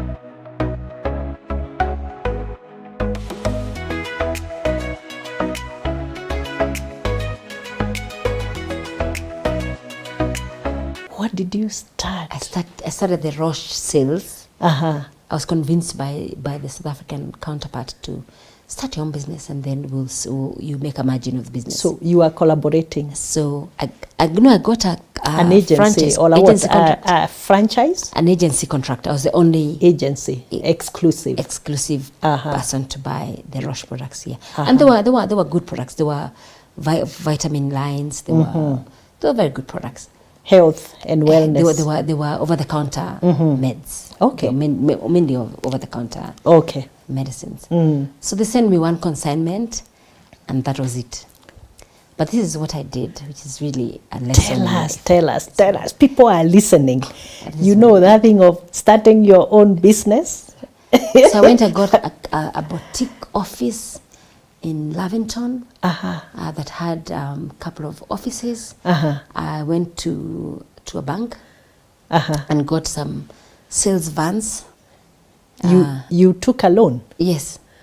To buy vans? Yeah. For distribution? You need vans for distribution? For repping, for going to see pharmacies that will prescribe. And to deliver what they need. And what they need. I had an accountant and a secretary. A full-fledged office. Just like you had in Bayer? Yeah, just like I had in Bayer. Just like Bayer? Yeah. Like you can tell it was a classic failure. I can tell. I mean, the corporate, when they start their own small business, that's exactly what they do. You want to mirror what you know, which is Bayer. Yeah, which is Bayer. Yeah. It was an epic failure. What? Failed. I lost money. It was my business 101. What happened? Of course, you only have costs. The cost outlay, first of all, is too high. It's too high. For a startup. I had done a budget, of course, because I was used to doing budgeting. Budgeting used to always be checked by somebody else. By finance. So, but I had done, these are sales we can make. These are the costs that will be there. But anyway, this sales I can make and more. This is so you know how you do the P&L? Yes. Downwards to up. This is what I want. These are the costs, and so I need to sell this much. I need to sell this to make this. And selling this much is easy. That's how many products? On this line, on this line. So, but the products never came, and I think either because of the timing. That's the time that I lost my dad, actually. I'm so sorry. And also is the time I was getting married. Mm-hmm. It was such a there year. There was a lot happening. I just thought I'll be successful anyway. Mm-hmm. Because you've done very well in Bayer. And then I took long in this month 1, bad numbers, month 2, bad numbers. In month 3 is when you see actually things are not working the way I thought. So I stayed for longer than I should have. I think I'd say about 9 months. So I owed the bank a lot of money, and I owed it was now the loan has reversed. That loan you are getting in Bayer without interest, no salary because reversed. Now you actually owe. You actually have a loan. I actually took the next with job. a bank. And the bank is different when you owe them money than when they owe you money. Wow. But anyway, I actually took the next job to pay debts for this business. You had to? Yeah, I had to. I have this principle that you be sad for 7 days. And then? After that, you now then... Figure it out. Figure it out. So do what you need to do. Cry, moan, complain, beat yourself. Yes. Then on the 7th day say, okay, now that's over. Let's now start again. Let's start living again. So I got by the grace of God, I got a job with the IFC to do this turnaround work, this business transformation work for the investees. My interview was exactly this. I've just come from a very, very, very bad experience where my business failed. I lost a lot of money. I have totally failed. And they said, "Oh, really? How did you fail?" So I explained to them what I did, what the costs were, and then I was the candidate. Then I was hired for failure. Can you, Marion, summarize for us what went wrong at your business? What did you do wrong? What did you not do right? I did everything Or wrong. what did you do that caused the failure? The cost base was too high early, so I didn't check the balance sheet. Yes. And the cash flow. I didn't take that seriously. I just trusted that I would get the top line. You assumed. I was a super You are sales good. person. Yeah. Yeah, you are good. At that time. But and you've always done it. markets are different. Yeah. But also did not have a strong contract. A strong enough contract with your principal. With the principal. And also didn't think to add other principles. Because the selling skill is there. The people are there, but you can add different lines. It never occurred to you. Didn't occur to me at that time. But that was such a necessary failure I think my head was getting big. The lessons you learned. The lessons I learned was okay. Yeah, we are always reminded that failure is part of success. Yes. But only if we take the lessons and learn from them, and then we move on.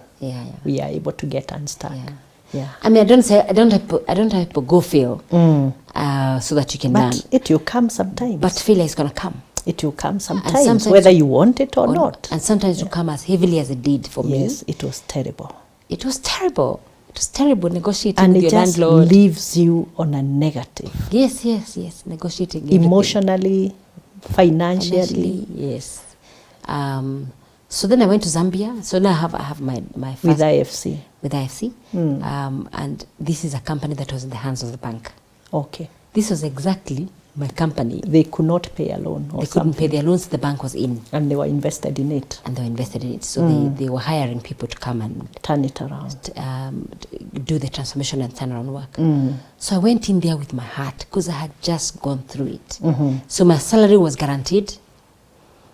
So to pay my loans for business, my business. But now the work here was now what I cut out. So I started my turnaround work then. Yes. So I left Zambia to be MD at Cadbury. And then after that to Unga. Then the rest of my career formed from that failure.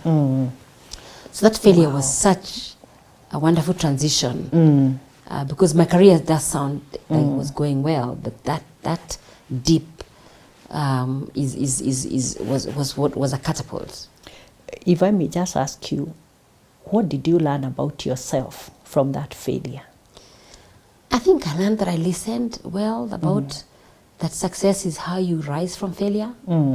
I listened well in my childhood. And I also learned that that resilience is something you build within yourself. And now I understand why experience was always on job descriptions, because there's a level of maturity you get in doing business, just like as growing up does, that you need for certain roles. So the maturation happened. So I learned that maturity, and no matter how good you are at something, you need other aspects of the business to work, and especially other people. So you can't rely on this one skill of yours and say this is the thing and nobody has it, and it's going to help me. So now performance management, people development process is the thing I drive since then. I learned a lot about myself. Wow. And how did you learn that BOC gases? Yes. It's like you're traversing all sectors, industries, and countries. So after Cadbury, I went to Unga. After Unga, I went to Botswana. Botswana. To do what? To work for Pamela to the group like Dali's business. It was a turnaround as well. The business was just following on to what you are doing with IFC. But this one was the Cadbury MD. Louise Cook hired me to assist her with Pamela. She had moved to Pamela. Oh, I see. So she said to me, come work for me. Then I said, I'm not moving Kenya. I'm now at Unga. Beautiful business, well run, governance going well. I've learned Kaizen now, and I've learned how work is done. So I'm now happy. Then she says, just come and try. And I went, just come and see the country. So I went to see this beautiful country with few people. And it's a long story, but we ended up there for 3 years. So after 3 years, I came back to Kenya, to Cadbury. I mean, to Kenya, to BOC gases. What was and there was a gap in between BOC. You took a break? I worked for ACCA, the Association of Chartered Accountants. Okay. For a short time. In the executive, in their as the MD, as a Kenya manager. Or the MD? As MD. Okay. And then Bayer was looking for a CEO. So in the process of my Botswana work, we had been looking for a dairy acquisition in Kenya, and I'd met one gentleman who was doing distribution of some drinks, and I said, would you be interested in distributing dairy?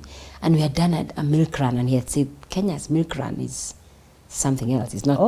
It's not the South African where trucks just come in. Yes. This one is 1 liter here, 2 liters here. And I remembered my childhood. You all took it to the center. The milk got collected together. So milk collection is a different story here than it is in other places. So we then left it there, and I said to him, actually, it won't work. I'll find my way back into another role. So this gentleman remembered me, and when he was asked about a BOC MD, he said, there's a lady I met, I just can't remember her name. My name is Marion. Nobody should forget the name Marion. Yeah. But he had forgotten. Remember. He couldn't remember. Yeah. But he described me, and I don't know what he described me as. In a way that somebody said, are you talking about Marion? Yes. Then said, yes. So they took a week to find my number, and then eventually we met, and they said to me, this business is this way, and I just loved the multi-industry, because there's healthcare, there's industrial. So I interviewed for the role, and I started my role as BOC. I didn't know COVID was going to happen in my time. And COVID was the lesson of lessons. I think being in healthcare, in government, and in gas distribution at that time was a test. I think it was a test for us, as it was for even bankers and other professions. Yeah. For everyone. For everyone. Yes. But for us, being at the center of life-saving missions, was something I hadn't signed for, but something that I was prepared for. Yes. By my life anyway. Yeah. Maybe you need to explain what BOC does, so that people can understand when you talk about being at the center of saving lives during COVID. Yes. They can understand. So BOC Gases is owned by is a global company. It's actually probably the biggest gas and engineering company in the world today. It's owned by the Linde Group, and BOC is involved. The Linde Group is involved in engineering solutions for any industry you can imagine. I think even this anything we're using here, cameras or has a gas input component. Phones have gas components that fridges and everything. That in fridges, food freezing, tires, tire making, flying in the planes. You always wonder how you fly and you don't lose oxygen when you're that high up. Welding gases. So BOC is involved in anything you can think of in the periodic table. If you remember your periodic table, they're involved in producing heavy gases from argon to helium. Yeah. To the lightest gases in helium, and those gases have different uses in different industries. So I quite liked that chemistry part of the business. And it's listed in the Nairobi Securities Exchange. So very well governed company. Yeah. So I was MD there for 4 years. Then I was moved to South Africa after COVID to take care of oxygen access in Africa. And it, hard as it was also a very meaningful job. Yeah, because of the impact you are actually making. Yes. Yeah, even as it was a business. I discovered that actually the dispensary in your village, the dispensary in Kagad, probably has 1 cylinder of oxygen or not. So if you have like a bee allergy, or you have, let's say, unfortunately, a snake bite or something that needs oxygen. Oxygen, yeah. You're in big trouble if you can't make it to the level 2 or level 3. The nearest center, just the nearest high where level they have hospital, it. Yeah. Where they have it. So I still feel quite passionate about that. So I went to South Africa to drive that. But I really worked hard during COVID to keep the hospital supplied. We started sharing oxygen like the way you share a cup of water, 2 tons here, 2 tons here for today. Tomorrow we'll bring you more. So it was a distribution mission for us. And then we studied this disease and how it came and how people lost their lives and what to do in the next crisis. And what we could do to support them. Support it, yeah. Yeah. So I ended up in South Africa until August last year. Okay. Yeah. So what did you have to do in BOC? Because we've read that by the time you became the MD, the company was going through quite a number of challenges and sort of almost needed a turnaround. Yeah. Is that true? Yes. So since Zambia, Zambia, every other business has had an aspect of turnaround, and that's the attraction I have to these companies. Yeah. So I went to BOC to solidify the industrial gas business, which is what you see as welding gases, gases in the motor industry that do carbon welding, special welding, not wind welding, pure gases, cleaner gases, mixed gas, happy gases in hospital that are used in maternity wards, yes, and other different sorts of gas. So I went to sort of manage the balance sheet, because this is what you do. Improve the business processes, implement Kaizen, and increase the performance management so that the reputation of the Kenya business can be higher in the region and higher globally, so we can get more funding in. And at that time, then BOC went through a potential acquisition. It's public information from Kabasin and I was MD then. So that's what I did. I managed that business for that period and moved it towards healthcare, towards engineering projects. So any gas piping of complex gases, the BOC team is probably the most experienced. Or the people that work there have become most experienced wherever they've gone to. You have mentioned Kaizen and Lean quite a number of times. So what I would like you to do is to explain, for those who may not know exactly, what is Kaizen, what is Lean, and why is it important in a business setting? Yes. How do you apply it? Yeah. Okay, actually I have, and I use them interchangeably because they probably mean the same thing. Kaizen is a Japanese word that means change for good. Change for good. Yeah, it's on the back of continuous improvement. And continuous improvement is a methodology of running a business that says to you, improve every day. Yeah.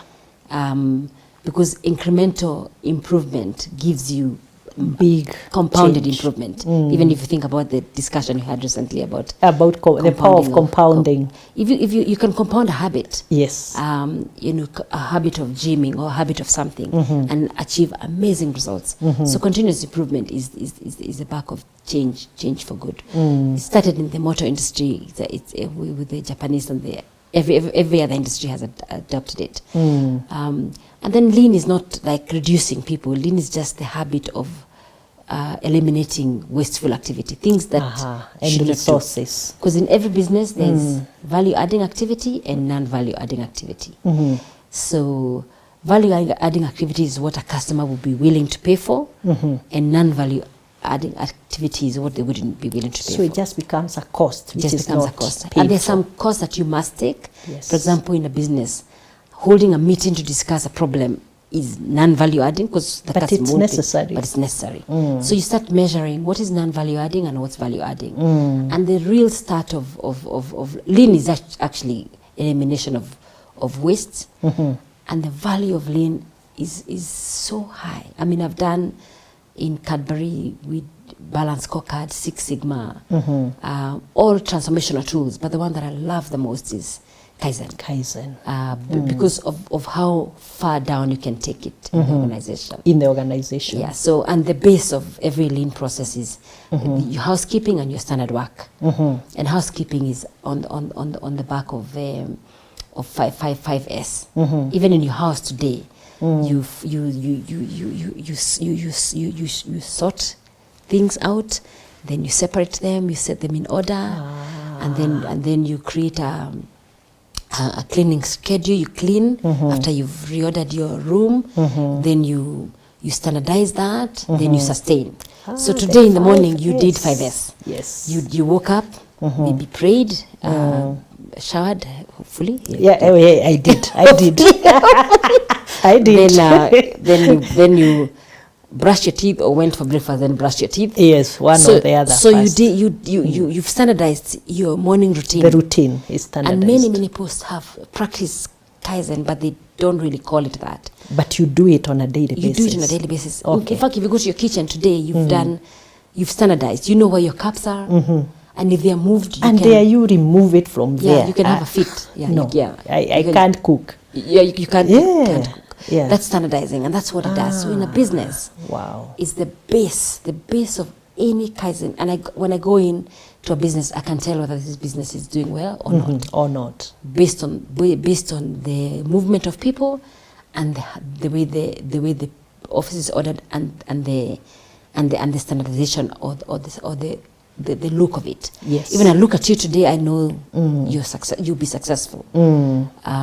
Because the way you organize yourself. The way you organize around yourself. various things. And so lean is a big topic. There's many tools that you can use in transformation of your business. And this is what I want to do. Okay. To support businesses or work in businesses that adopt practice like those, and not to remove the ones that are there, because every multinational has a performance management system. You start in the beginning of the year, you set goals, then you review them in June, then you review them in December. But Lean encourages you to do continuous improvement. It's not an event. It's not an event. It's a daily thing. You should never hear that you're a non-performer in December.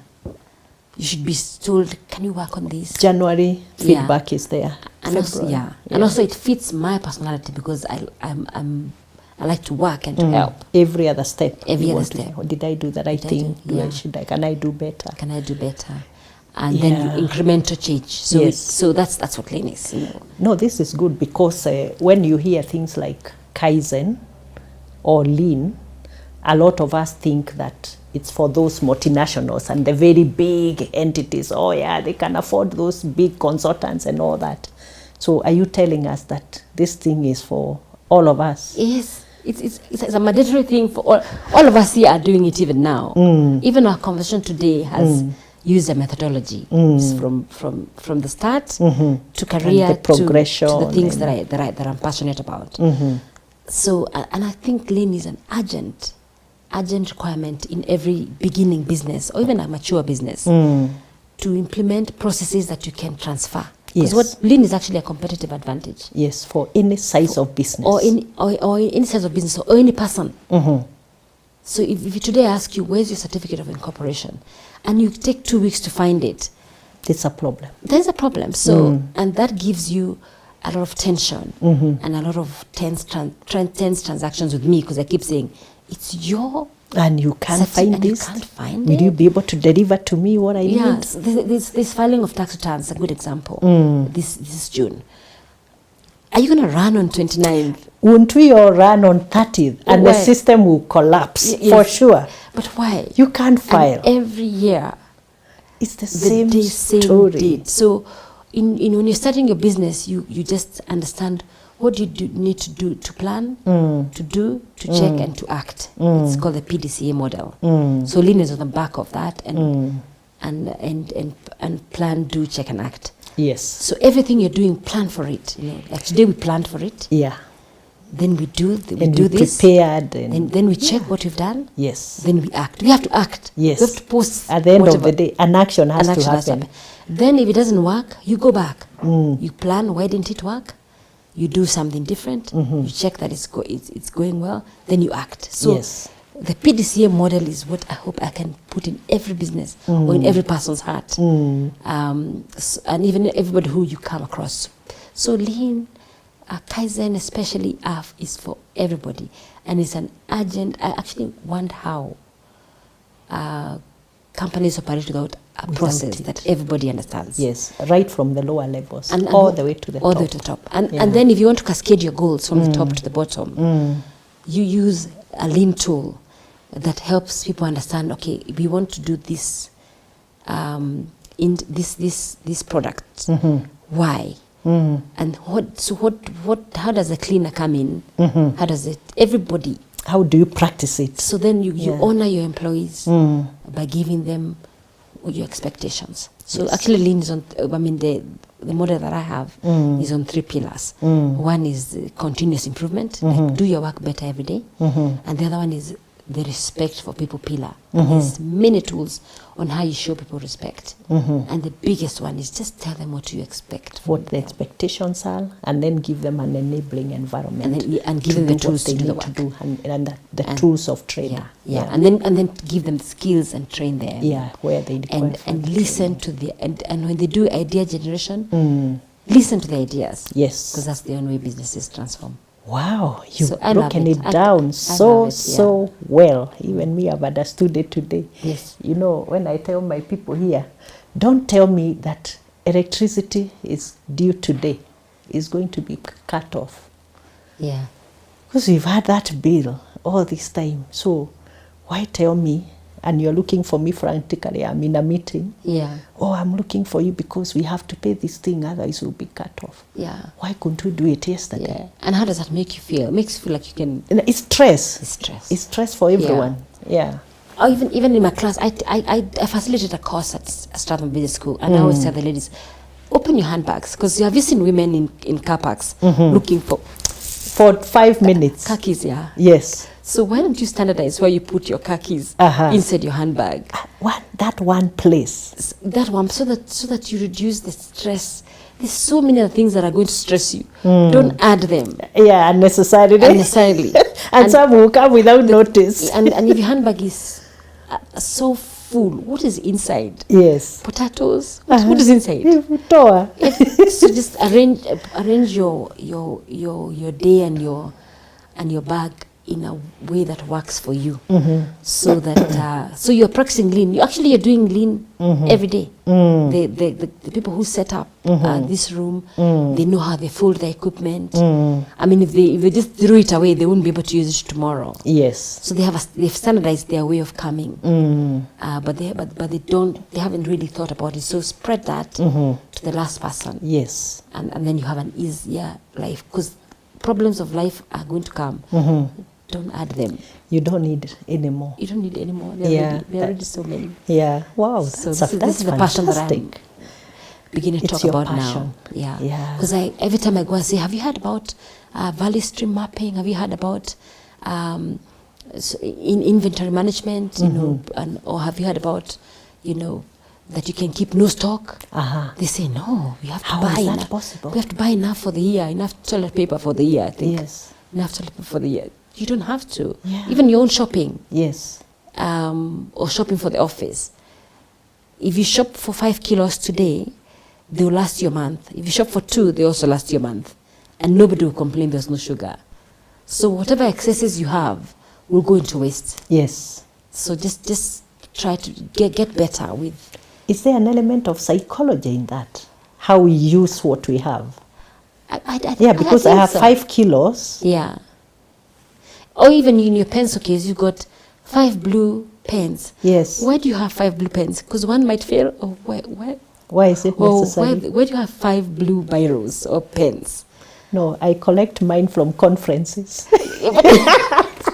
So I have one for Serena, one for Marriott Hotel, one for White Sands for that Mombasa conference. And put them all together. So they are all there. I don't remove them. Yeah. It's scientifically proven that actually causes you stress. Because you have to go and choose one. So all of them are blue. Yes. So which one do I pick? Maybe you won't choose Marriott if you see a Marriott person. How many times do you meet that person? Never. Actually, you pinched. Well, I don't know if that's pinching. You just collect pens. Yeah. But you can collect them and put them aside. Put them use somewhere them as they and pick or one. give them away and pick one. Yeah. So that you reduce the tension in your personal life. Yes. Fast. So it's lean Wow. is for everyone. Yes. And I can't wait to do that. I've done that in every business that I've been in for the last 15 years. And I've tested it and it really works. Wow. Now let's change gear and then you tell me, how did it feel in August of 2024 walking into Standard Group PLC? It was August or it July? Was August. Yes. It was August, yeah. August. Yeah, that much I knew. I think I read in the news. Yes. How did that feel like? First of all, going there was, Okay, let's start from why did you go there? That's a very loaded question. So I'll give you the long version of the No, I'm asking this because it's totally different from Okay, what you were doing good. before. That's a good question. So Yeah. any business, whether it's in chocolate making, industrial gases, dairy, association of accountants, yeah. product or non-product, a business is a business. A business has its outcomes. The basics are the same. They want to sell something at a margin, profit, efficiency, and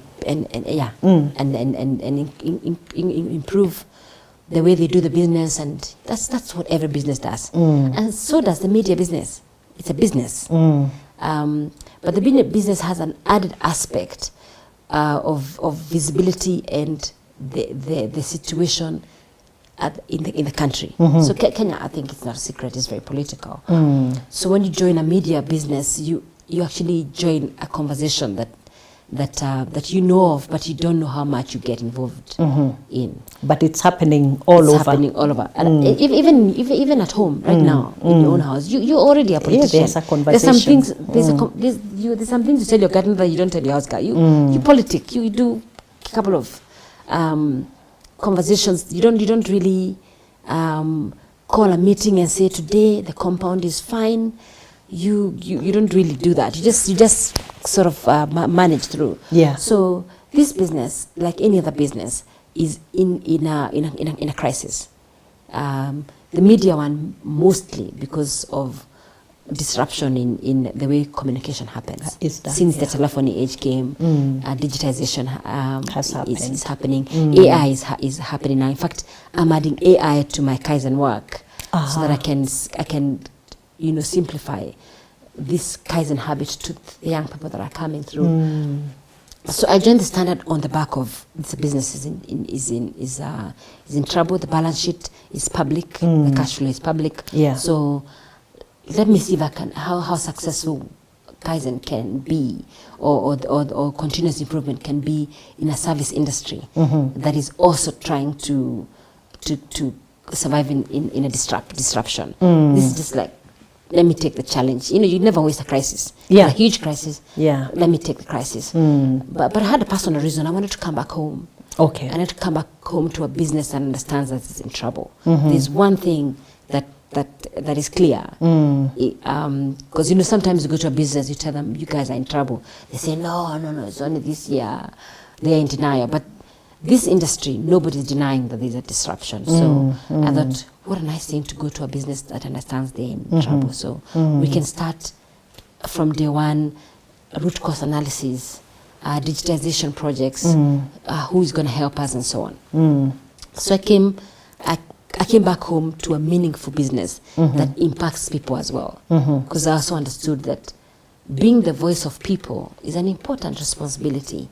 And being for the state is even more important. Yes. And of course we've been understood for different things. So how I felt when I walked in was, let's do this. Okay. Look, we've got archives of 120 years. We can digitize them, and we can also decide what to do with the way people consume information in this day. Things change and turn out differently as time goes by. And that's what, as a leader, you do. You take the challenge.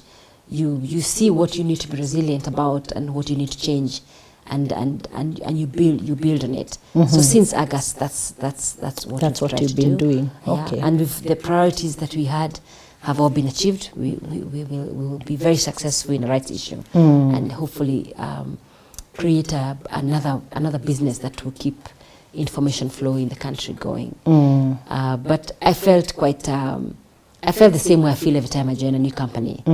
What's the biggest problem? How do you guys feel here? What's the culture? And the premises is really beautiful because it's a converged center. Yeah. And then I walk around and met people, and I thought, wow, the same feeling of like, oh gosh, can you help us, or can we do something together? And so this has been almost a year now. Yeah, that's going to a year. Yeah. But just tell me, because also this is public, you walked into a business where no one is happy. I mean, the employees are not being paid their salaries. What did you have to do on day one, or let's say the first 100 days instant? I think the first 100 days is to understand the problem from the source. Because one of the things that has really, really surprised me in the last almost 1 year is how much people believe things that are not true. The perceptions and the myths versus the truth. Whoever sends out information fast gets believed, and whoever he is more dramatic gets even believed, especially if it's sensational. Yeah, especially and sensation is a big seller. So, and Kaizen always says, okay, I mean the way that I understand business work is understand the problem from where it is. The root cause. From the root cause. Go there. Don't listen to a rumor about your friend and believe it. Your maturation needs to reach a point where you say, let me go to the place or go to the Gemba and understand the problem from where it is. See the problem from where it is. There's a lot of happy people at the Standard Media. Okay. It's very happy. There's a lot of happy consumers of very good content. Yeah, very good. We've got a show called The Rich Man content. and Lazarus. Yes. I mean, the audience is a positive story. It's huge. We've got the Situation Room in the morning. It's huge. People love to tune in. So there are very many stakeholders. But the one that is sensitive and the one that also touches me. I mean, I've my own business has failed before, so I have a strong feeling about a business failure. Business failure, or people, how people get affected by a business failure is a very hurtful feeling. It's a very hard feeling. So I walked in knowing that, but the truth on the ground is that there's a lot of very committed people in that business, and a lot of good things that happen, and also a lot of bad things that happen. And that maybe that's the same for other businesses. But it's a media house, so everything is visible. It's in the limelight. Everything is the limelight. People in other businesses that are not public, things that happen in there don't get as pronounced as they do in a media house. Yeah. But I'm not underestimating the fact that the industry is in a lot of trouble. So being aware of that, then what do you do? So you first get the people who have started that business for 20, 25 years. It's up to now. Wow. So you get to learn the genesis of the problem with the root cause analysis model, and really get countermeasures that can work, and get them involved, because that's part of respect for people and continuous improvement. And then speak to the other stakeholders, people that you owe money. The legal people who have processed cases against the company, and those who we have processed cases against, what really happened. This problem has been in this business for 7 years. So I was aware of that, and I think everybody's aware of that, but more now that I'm there, that it started now. It didn't start now. Disruption started 7 years ago. Yeah.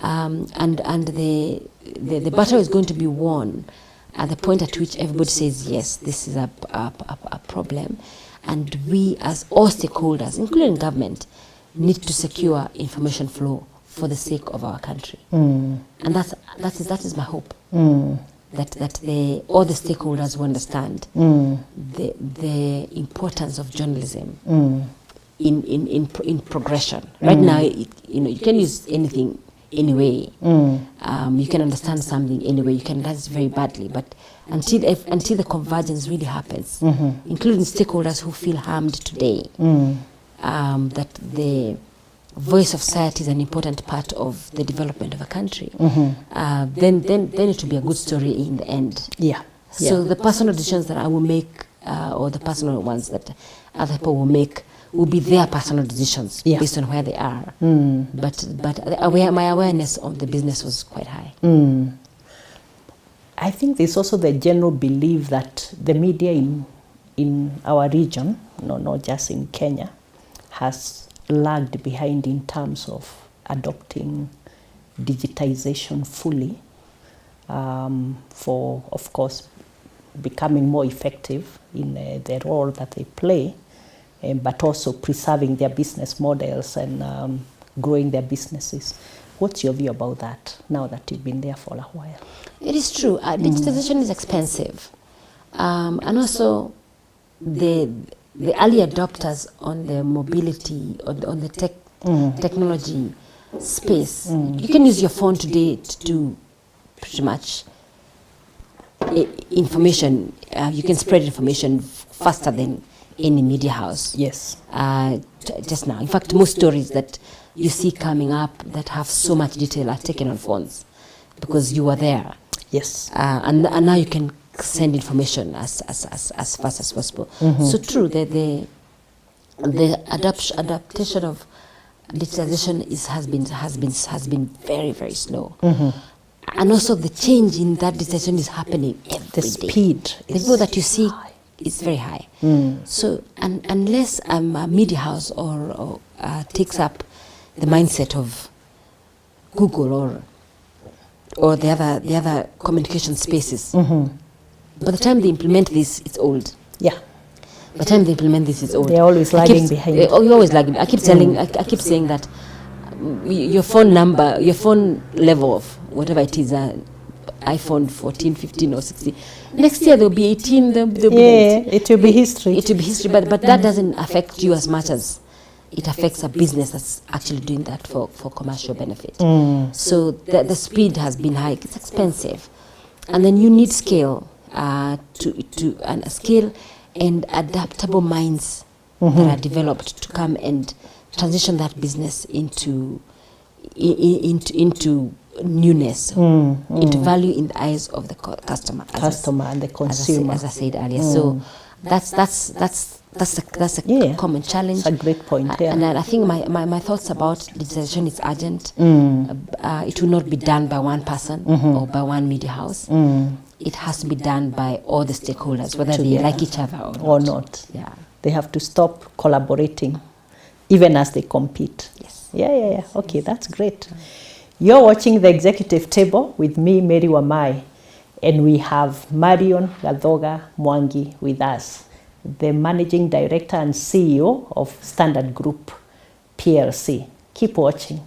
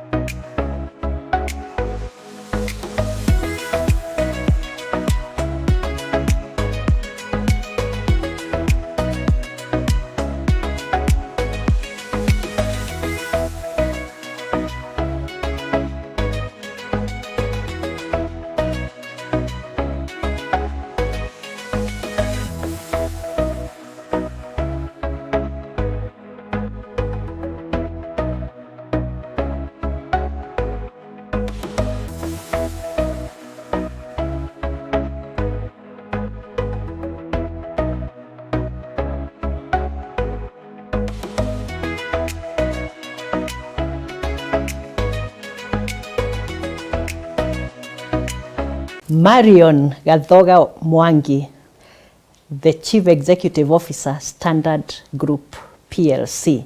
We continue with the conversation and it's really getting exciting. Continue watching. So Marion, you sit on boards. Maybe you should just start by telling us the boards where you sit as a non-executive director, in addition to your role as an executive in a Standard Group. Yeah, let me start with the ones that are in my priority, because I've got a personal mission, personal strategy. So I serve on the Palm House Foundation board for the last 18 years. Since it was started, I think it started 2 years before I joined. So that's an education trust, education foundation that finances secondary education for needies, for beneficiaries who need it. Right? So you give scholarships. So we give scholarships. Yeah. So that's quite important to me. Wow. That one is it's light and heavy because it's in my heart, but the work itself is mentoring the students and selecting them once a year. In this new CBS system, maybe we'll select twice a year. We will still have to make a plan. And then I serve on the ABSA board, a bank board, Mary. ABSA Bank. Yes, ABSA. Yeah, So yes. you coming from a bank and you know how involving that is. I know. And that for me is the place where you really learn how governance in a listed finance institution can be complex, and to really be an independent person who sees, the value that the bank gives to the consumer, because at the end of the day, that's what ABSA tries to do. Excellent bank. I mean, I love that the bank is about stories. It's a story at a time, and so on. Yeah. I also serve on the board of BAT. Very, very big tobacco company. Yeah. It's quite funny that I spoke about the first time I saw a woman smoking was in university. And now you are sitting and in I'm a sitting boat. on a boat there. just for the reason that many wrongs can happen if there's no one good corporate citizen in that space anyway. A lot of businesses do different things, and they can do them well or do them poorly. But if you have somebody you can hold accountable, Yes. or somebody who is constantly doing continuous improvement of healthier options in that space, because that space would never stop. Yeah. It will always be there. So I like the BAT. How long have you served in a BAT? board. It's more than 4 years. 4 years. I have seen the power of responsibility in such a difficult industry. The funny story was when I would go and see the CS Health, and you'd ask me, "Are you here for medical oxygen or for tobacco?" Oh, okay. I'd say, "Any? Why are you judgmental?" so What if do it's you want oxygen, I'm today? friendly. Okay. But- Use the other one? But I said the other one actually is more important, because I will assist you to stop irregular or unfair practices or in irresponsible that industry. use, yeah. But as an independent board member, your jurisdiction is well governed, doing the right thing, and allowing management to do what they do. Then I've also advised a couple. I was on the board of BOC after I left, which I think is a good testimony that they trusted me enough to put me on the board after the management role. So I've just taken. I'm going to reduce the boards to comply with CMA regulations as well, but also to focus on the day-to-day work that's becoming, and these passions that I'm beginning to really get into of running businesses well. So that's great. So being a board member is more about governance of a business, however big or small, because again, some people think that only big businesses, banks, listed companies like Standard or whoever need a board. But could you talk about, from your experience, the importance and the benefits of having a strong governance system and structures in any business of any size? Yeah, in fact, it's very important, as you know, Mary. I actually am on 2 other advisory boards. One of them is Tony West, and the other one is Kenya Nut Company. And governance and the way the company law or other governance policies that are in the business must be followed for the business to have longevity. So we can implement Kaizen, we can do process, do the business well, but the company can fall on the hands of poor governance, and poor structures. Yes, as you know them. I quite like that you're a COSEC, so you understand how important it is to document the things you're doing and to do them properly. Actually, you Kaizenize that whole process. It's Kaizen now It's from a governance from perspective. a governance point of view. Yeah. So it's very important. A business of one person or two people, they still have to register the company. Yes. Put the company on e-Citizen, pay their taxes and other regulatory requirements, and stay compliant, just so that you can continue your life without those frictions that I spoke about earlier. Yes. So it's the epitome of everything. Governance, EDI, and everything around it is what keeps now the business or your name stable. Yeah. So tomorrow I can't call you Eunice. Yes. Or because your name is Mary Wamai. Mary. Yes. So that's the governance role in who I am, who you are. Yeah. Wow, that's amazing. A lot of the people ask me, what does it take and what do I have to do to join a board? Would you like to talk a little bit about, and I'm also happy that you are also a mentor in Women on Boards Network. Yes. You mentor the women. Yes. So just tell us a little bit about how that goes. What do I need to become a board member somewhere? I think first of all is your motivation to become a board member, because becoming a board member is an act of service. No board can actually compensate you for the risk that you take being a member, to be an NED, because you don't run the business. Yes. So things can happen in the business that may not be visible to you. But what it takes is your motivation. I mean, it's to serve, to learn, to add your skills onto that board, because every board will probably have a skills matrix, and they're looking for people with different kinds of skills to enable them to increase their capacities in governance and also in business. So I think motivation is the first thing. The second thing is just preparedness and learning that being on the board is very different from being in management. So your role on the board is removed. You observe, you support, you open opportunities and doors for them if that is required, but you're not going there to run the company. You just keep them honest in what they have said they're going to do. Yeah, it's a oversight. Oversight. In fact, there's a triangle that we always put in the front when we're running one of the boards to remind us what our role is as the board, and what what management's role, the executive, what their role. It takes that. Then it takes a certain level of maturity, because there are things you hear in a board that are absolutely confidential, and nobody needs to remind you that. Just like in life, everything you talk about should actually be confidential, but on the board more so, because there'll be recruitment of other board members, there'll be company crisis, and there'll be competitors in the business that you're in. So you want to just be a mature leader who has also served in leadership roles that understand that compliance and confidences are important. Yeah. And the other one is just to know that it is not just to sit, is to read the board papers.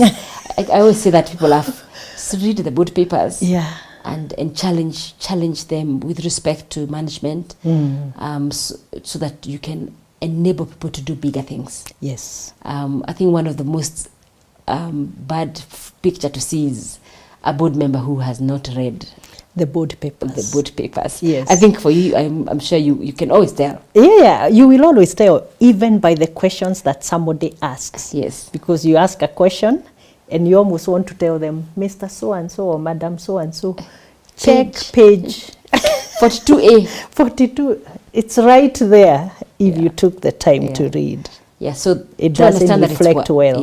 Yeah, and then that you have capacity, not necessarily capacity and time that doesn't rob your current work of your skills. So you need to judge how much capacity you have as an individual to serve on a board. To dedicate time, because you need to dedicate time. Yes, to a board. To a board, yes. I think this is probably, if you do a good job, depending on the size, a minimum of 30 days in a year? Yeah. Okay, depending on the size. Yeah. So The bank actually probably maybe about that 10 days. 5 to 10 days. I'm talking about including preparation time. Including preparation time. So you're quite reading right. the papers and quite right. consulting the management if there are issues to be you're right. clarified. 30 days in a year. It could be longer actually. Yeah, it could be longer. Depending on the size and complexity. And the committees that you're on. Yeah, sure. Because you could uptake less or more committees. Yeah, it's true. Okay. Yeah. But I think the point is that you really need to dedicate time to serve. To serve. And love that business and understand it. Yes. And that's the value of being on a board. You get to learn things that you wouldn't have learned otherwise. Yes. And you learn them from the source. Yes. From the Gemba, as I was saying. Yeah. Okay, now as a woman leader, maybe you could tell us how has been your experience? Have you loved that experience, being a woman leader? Are there any challenges you've had to confront at any stage of that journey? And how did you deal with them? I've actually quite enjoyed it because the main thing, there are many ways and many reasons why I enjoy being a woman leader. And the main one is just having that sixth sense and following it. Yes. We call it a stomach. Yes, that gut feeling. The gut feel. And giving it time to name it, whether it's a doubt or actually a real gut feeling. So, and also having a sense of judgment by observing body language and other things that maybe as a woman I feel that I've skilled up as I've gone, because you're not blind to people's feelings and the unsaid. Yes. The unsaid things. As an older woman, I'm really enjoying it because it dawns on you very early in your woman leadership that you don't have to be a man to be a leader. Yes. And each person can lead and be successful. In their different ways. Yeah. And there's a place for everyone.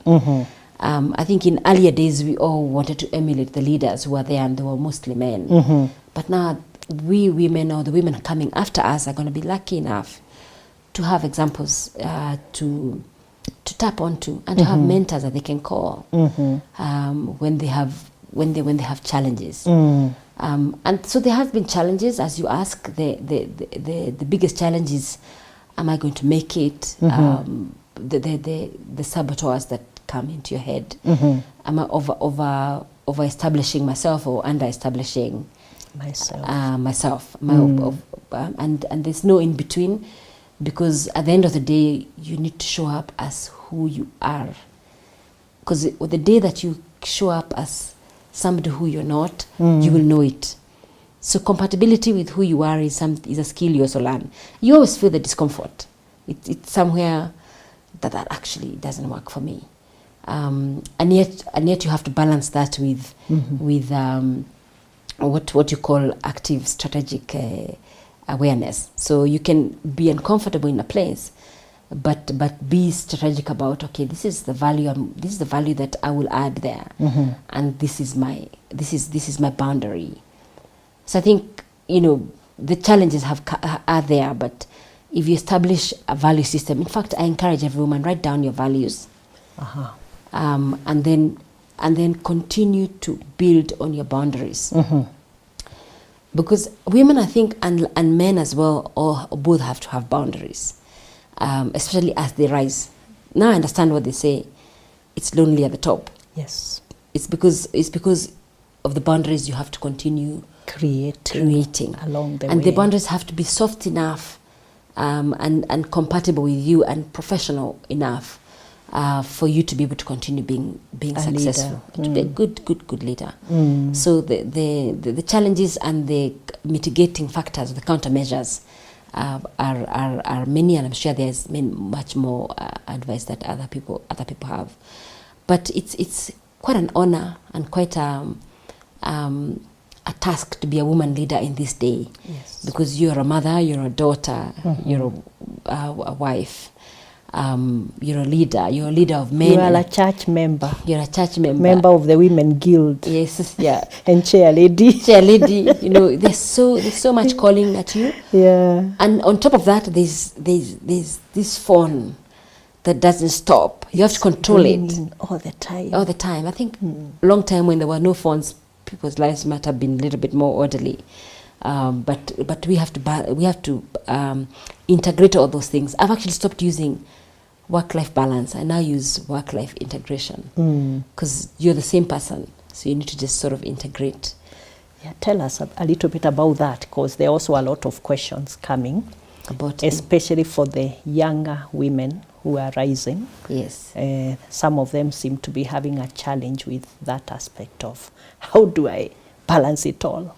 Yeah. Yeah. I don't think you... Do I have to give up something or what? My motto, and it could be totally...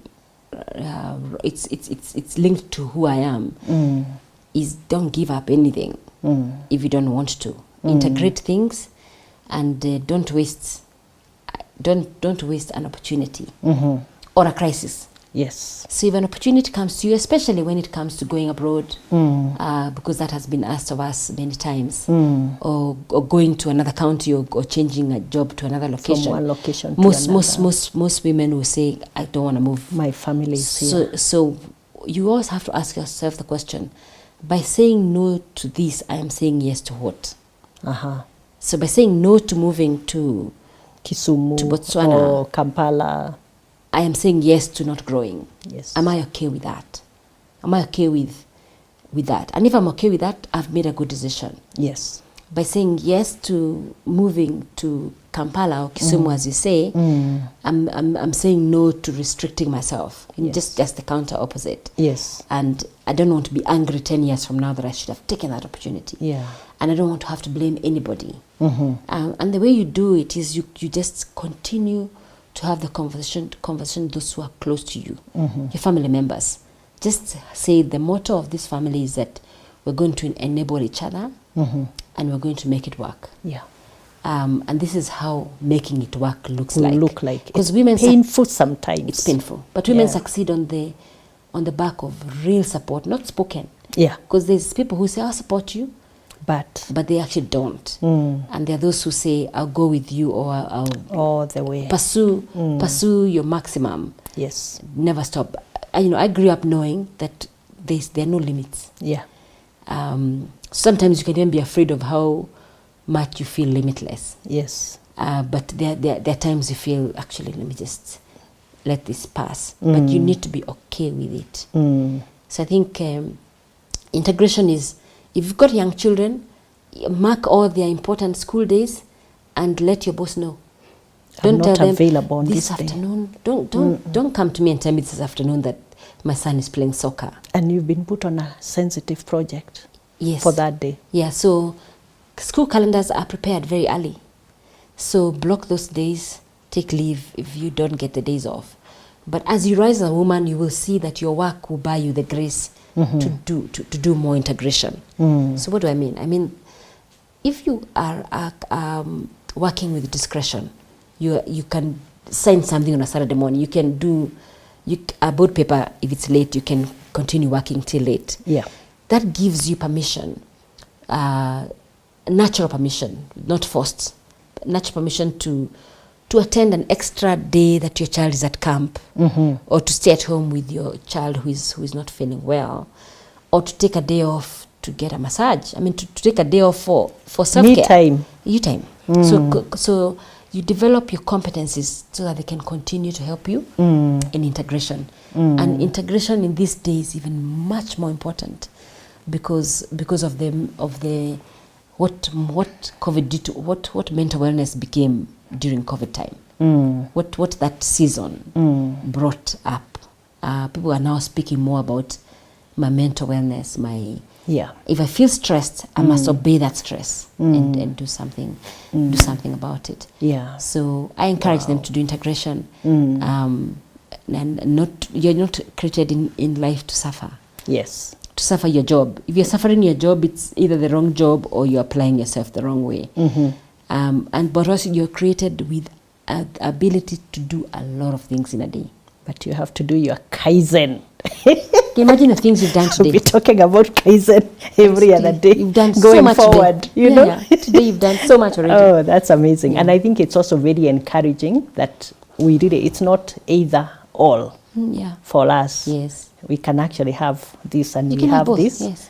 But then there's quite a bit of work to do in terms of how we organize our lives around it and those around us, especially our families and all. Wow, from Toastmasters to Palm House Foundation and other things we've talked about, your commitment, Marion, to service is very evident. Now, would you like to tell us how mentorship has really shaped this journey of yours, especially when you're going through difficult transitions? And what's your view of mentorship today? Are you doing mentorship? Why do you do it?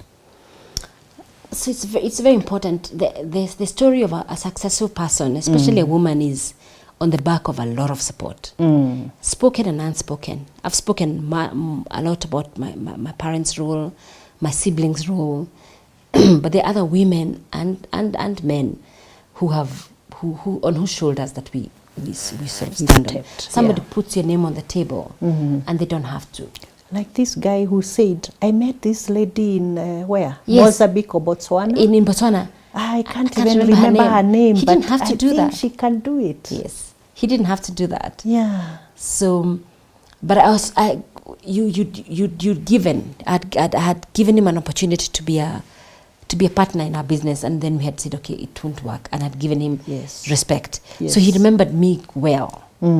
So I think that the intentions that you have, especially for giving, and it is said even in the good book that giving is actually better than receiving. Yes. So giving is one of those expansionist, compounding things that are a fact of life. Yes. My motto in life is the law of cause and effect. It's the one of give and take. That whatever you sow, it's in the Bible in Luke, whatever you sow you will reap. And so you live without fear about things, and you don't do things so that people can do things back to you. But you just understand the universal law of cause and effect. Yeah.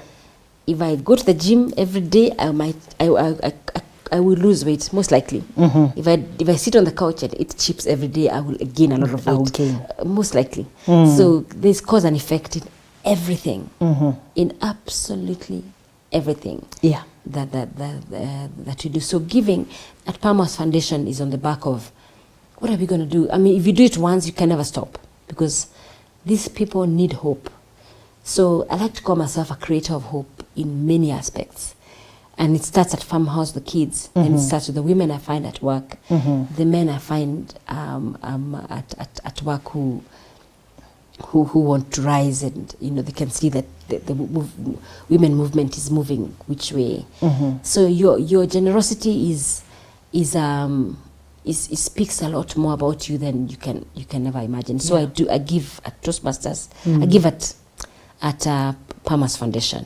For 18 years. For 18 years. It's something I can never stop. Even so it's something. Those children have now grown up. They got married. They're now beginning to have their own families. And I just love them. Have you had any encounters personalized with any of those kids that were sponsored? Most Would you give us one of the stories of impact? The most impactful one is a young man who I recruited in Kisumu at the showground. Yes. And the way we recruit, because I am a recruiter, because I know the story of Palm House from the beginning, is people come, and they came into Kisumu in hundreds. And at that time we were taking 4 or 6. And your heart is just hanging on your sleeves. Yes. Oh my God. And your heart is hanging on your sleeves because you're thinking everybody here is hoping to be selected, because the banks hadn't started. Yes. We started before KCB started, before the bank started doing that. Yes. Before the wings fly, we started. So in that field, you sort of walk around the lines just to check how you feel, which child is drawing you, because somebody who is needy they have a body language. You can see, because and the thing about children is that they hardly lie. Some of them you can see they've been coached. They're very genuine. Yeah, they've been coached, but then we don't interview parents. We only interview the beneficiaries kids themselves. And we separate them. We tell them, write us your story, but also come and tell us. And then the inconsistencies or the consistencies that become. So this boy, we picked up in Kisumu. I hadn't asked him whether I can share his name, but he will recognize himself by this story if he watches it. And then he did so well in school. I think he almost scored full marks from a house that didn't have electricity. I mean, wow. And then his parents had then passed away, and then he went on to become a doctor. Wow. So he was admitted to Alliance High School. Wow. And then he went on to become a doctor. In between his medical training, there was a big gap, and then he said he wants to upskill on something, and he went to upskill on IT. I think it's something to do with healthcare IT. So he's now a much sought after. There's something called bioanalytics or something. Yeah, maybe. I don't know what it was, but whatever. We don't also pay for fare and food. We like people to go back and give in the village. This boy goes back to his village and gives his time back to his primary school, because they know him. So this see, when you see me on the show today, you think, how will I ever even know her? Yes. But in my village in Kaga, they know I'm one of them. I was in class with one of them. They will recognize you. So they'll say say it's possible. And that's the Yes. reason I did this interview, that I'll do a kind of interview like this one. Yes. Because you need to give people an example to say, I have actually done it's possible. it. Because that's what I have seen. Yes. It's possible. Yes. So he's gone back and taught primary school. You know, and said to them, I came from here, these are my parents, and the kids have this. And I think he's building a seed of a whole village movement. That's just one of them. Another one is an actuary at Old Micho. You know, he couldn't even speak in public when we caught him. He was so small. And now he gives public speeches. What? He's an actuary at Old Micho. Wow. You know, just fantastic. I have so many stories. Yeah. In fact, I always give out the website of Farmhouse, because we are beginning to write those stories inside the Document the testimonials on impact. Toastmasters is a different story. It's a public speaking forum. For a long time, I wanted to speak better. So it's an upskilling thing that I think audiences are beginning to listen to us need. Because if you're going to tell a story, then tell it well. Yes. So that's to upskill that, just to be more generous with the stories that we have, so we can tell them in a way that people can understand. Yeah, but you know, you learn how to speak better, but you also share your experiences. Yes. And you hear the experiences of others. Yes, it's beneficial. It's amazing all around to around. everyone. Yes, it those is. speaking and those listening. Yes. And you're sharing across. Yes, that's true. Wow, that's amazing. So I think it's all about community uplift. Oh, yeah. Yeah, because you know, someone said that the service you do for others for no pay, or you actually give, like you're doing at Palm House, is the rent that you pay for the room that you occupy in this world. Oh, fantastic. Yeah, because God does not send you an invoice for rent. Yeah. He should, actually, isn't it? Yeah, it'd be quite a heavy one, yeah. But he doesn't. So you're paying your rent. Yeah. Yeah. Yeah, willingly. Willingly. Yes. Yeah, yes. for that space. And there are also many, many asks that you get, as you know, of somebody who is, you feel, I need to help this person. So if you need to help this person, or that you have a calling to do your tithing, do it. Because that need hasn't come to you by mistake. Yes. So giving of your time, of your money, of your knowledge is something I encourage every woman leader or every leader that's rising. Just be generous to a fault. Wow, that's amazing. So we are just coming to a close now, and I would like you, well, it's not an exam, so if you are to just give one line of advice, especially to the young African professionals, who are coming up and they have ambitions and aspirations to rise to the top like you, what would it be? What would you tell them? Well, I think I'll tell them to rise to the towards their God-given gifts, not like me or like somebody else or like some. Just spend a lot of time finding out what you're good at, so that you can go into careers and ambitions and professions that are compatible with you. Then you can always use your right hand, because the thing about copying or doing what somebody else is doing is that you will forget. But everybody, the last person that God has created, has a special skill that they can do with their eyes closed. I mean, there are things these people, young people do, or people do around me, and I think, wow, I can't even do that. But there are things I can do well. So just spend time understanding what you are good at and what you like to do. If you have that Your luxury, passion. your passions, Yes. And then pursue them to excellence in a way that's compatible with you, because you can't be anybody else. We are not even the same, even when we start doing fingerprinting. Yes. So find out what your fingerprint is, and maximize it to the highest potential. Don't let anything stop you. Find that unique thing. Find that your thing. Amplify it. Amplify it. Yeah. And so you can live compatible with who you are. Yeah. Because compatibility is what makes us successful. Yeah. And the reputation you have with yourself. Okay. Yeah. Wow, isn't that amazing? Yes, it is. So thank you so much for your time. Thank you, Marion. as well. We Yes. really appreciate it. Yeah. The story of Marion Gathoga Mwangi, the Chief Executive of Standard Group PLC, a story of resilience, passion, purpose, going places that some of us can only dream. A woman in leadership with lessons on what to do and what not to do. Thanks for watching.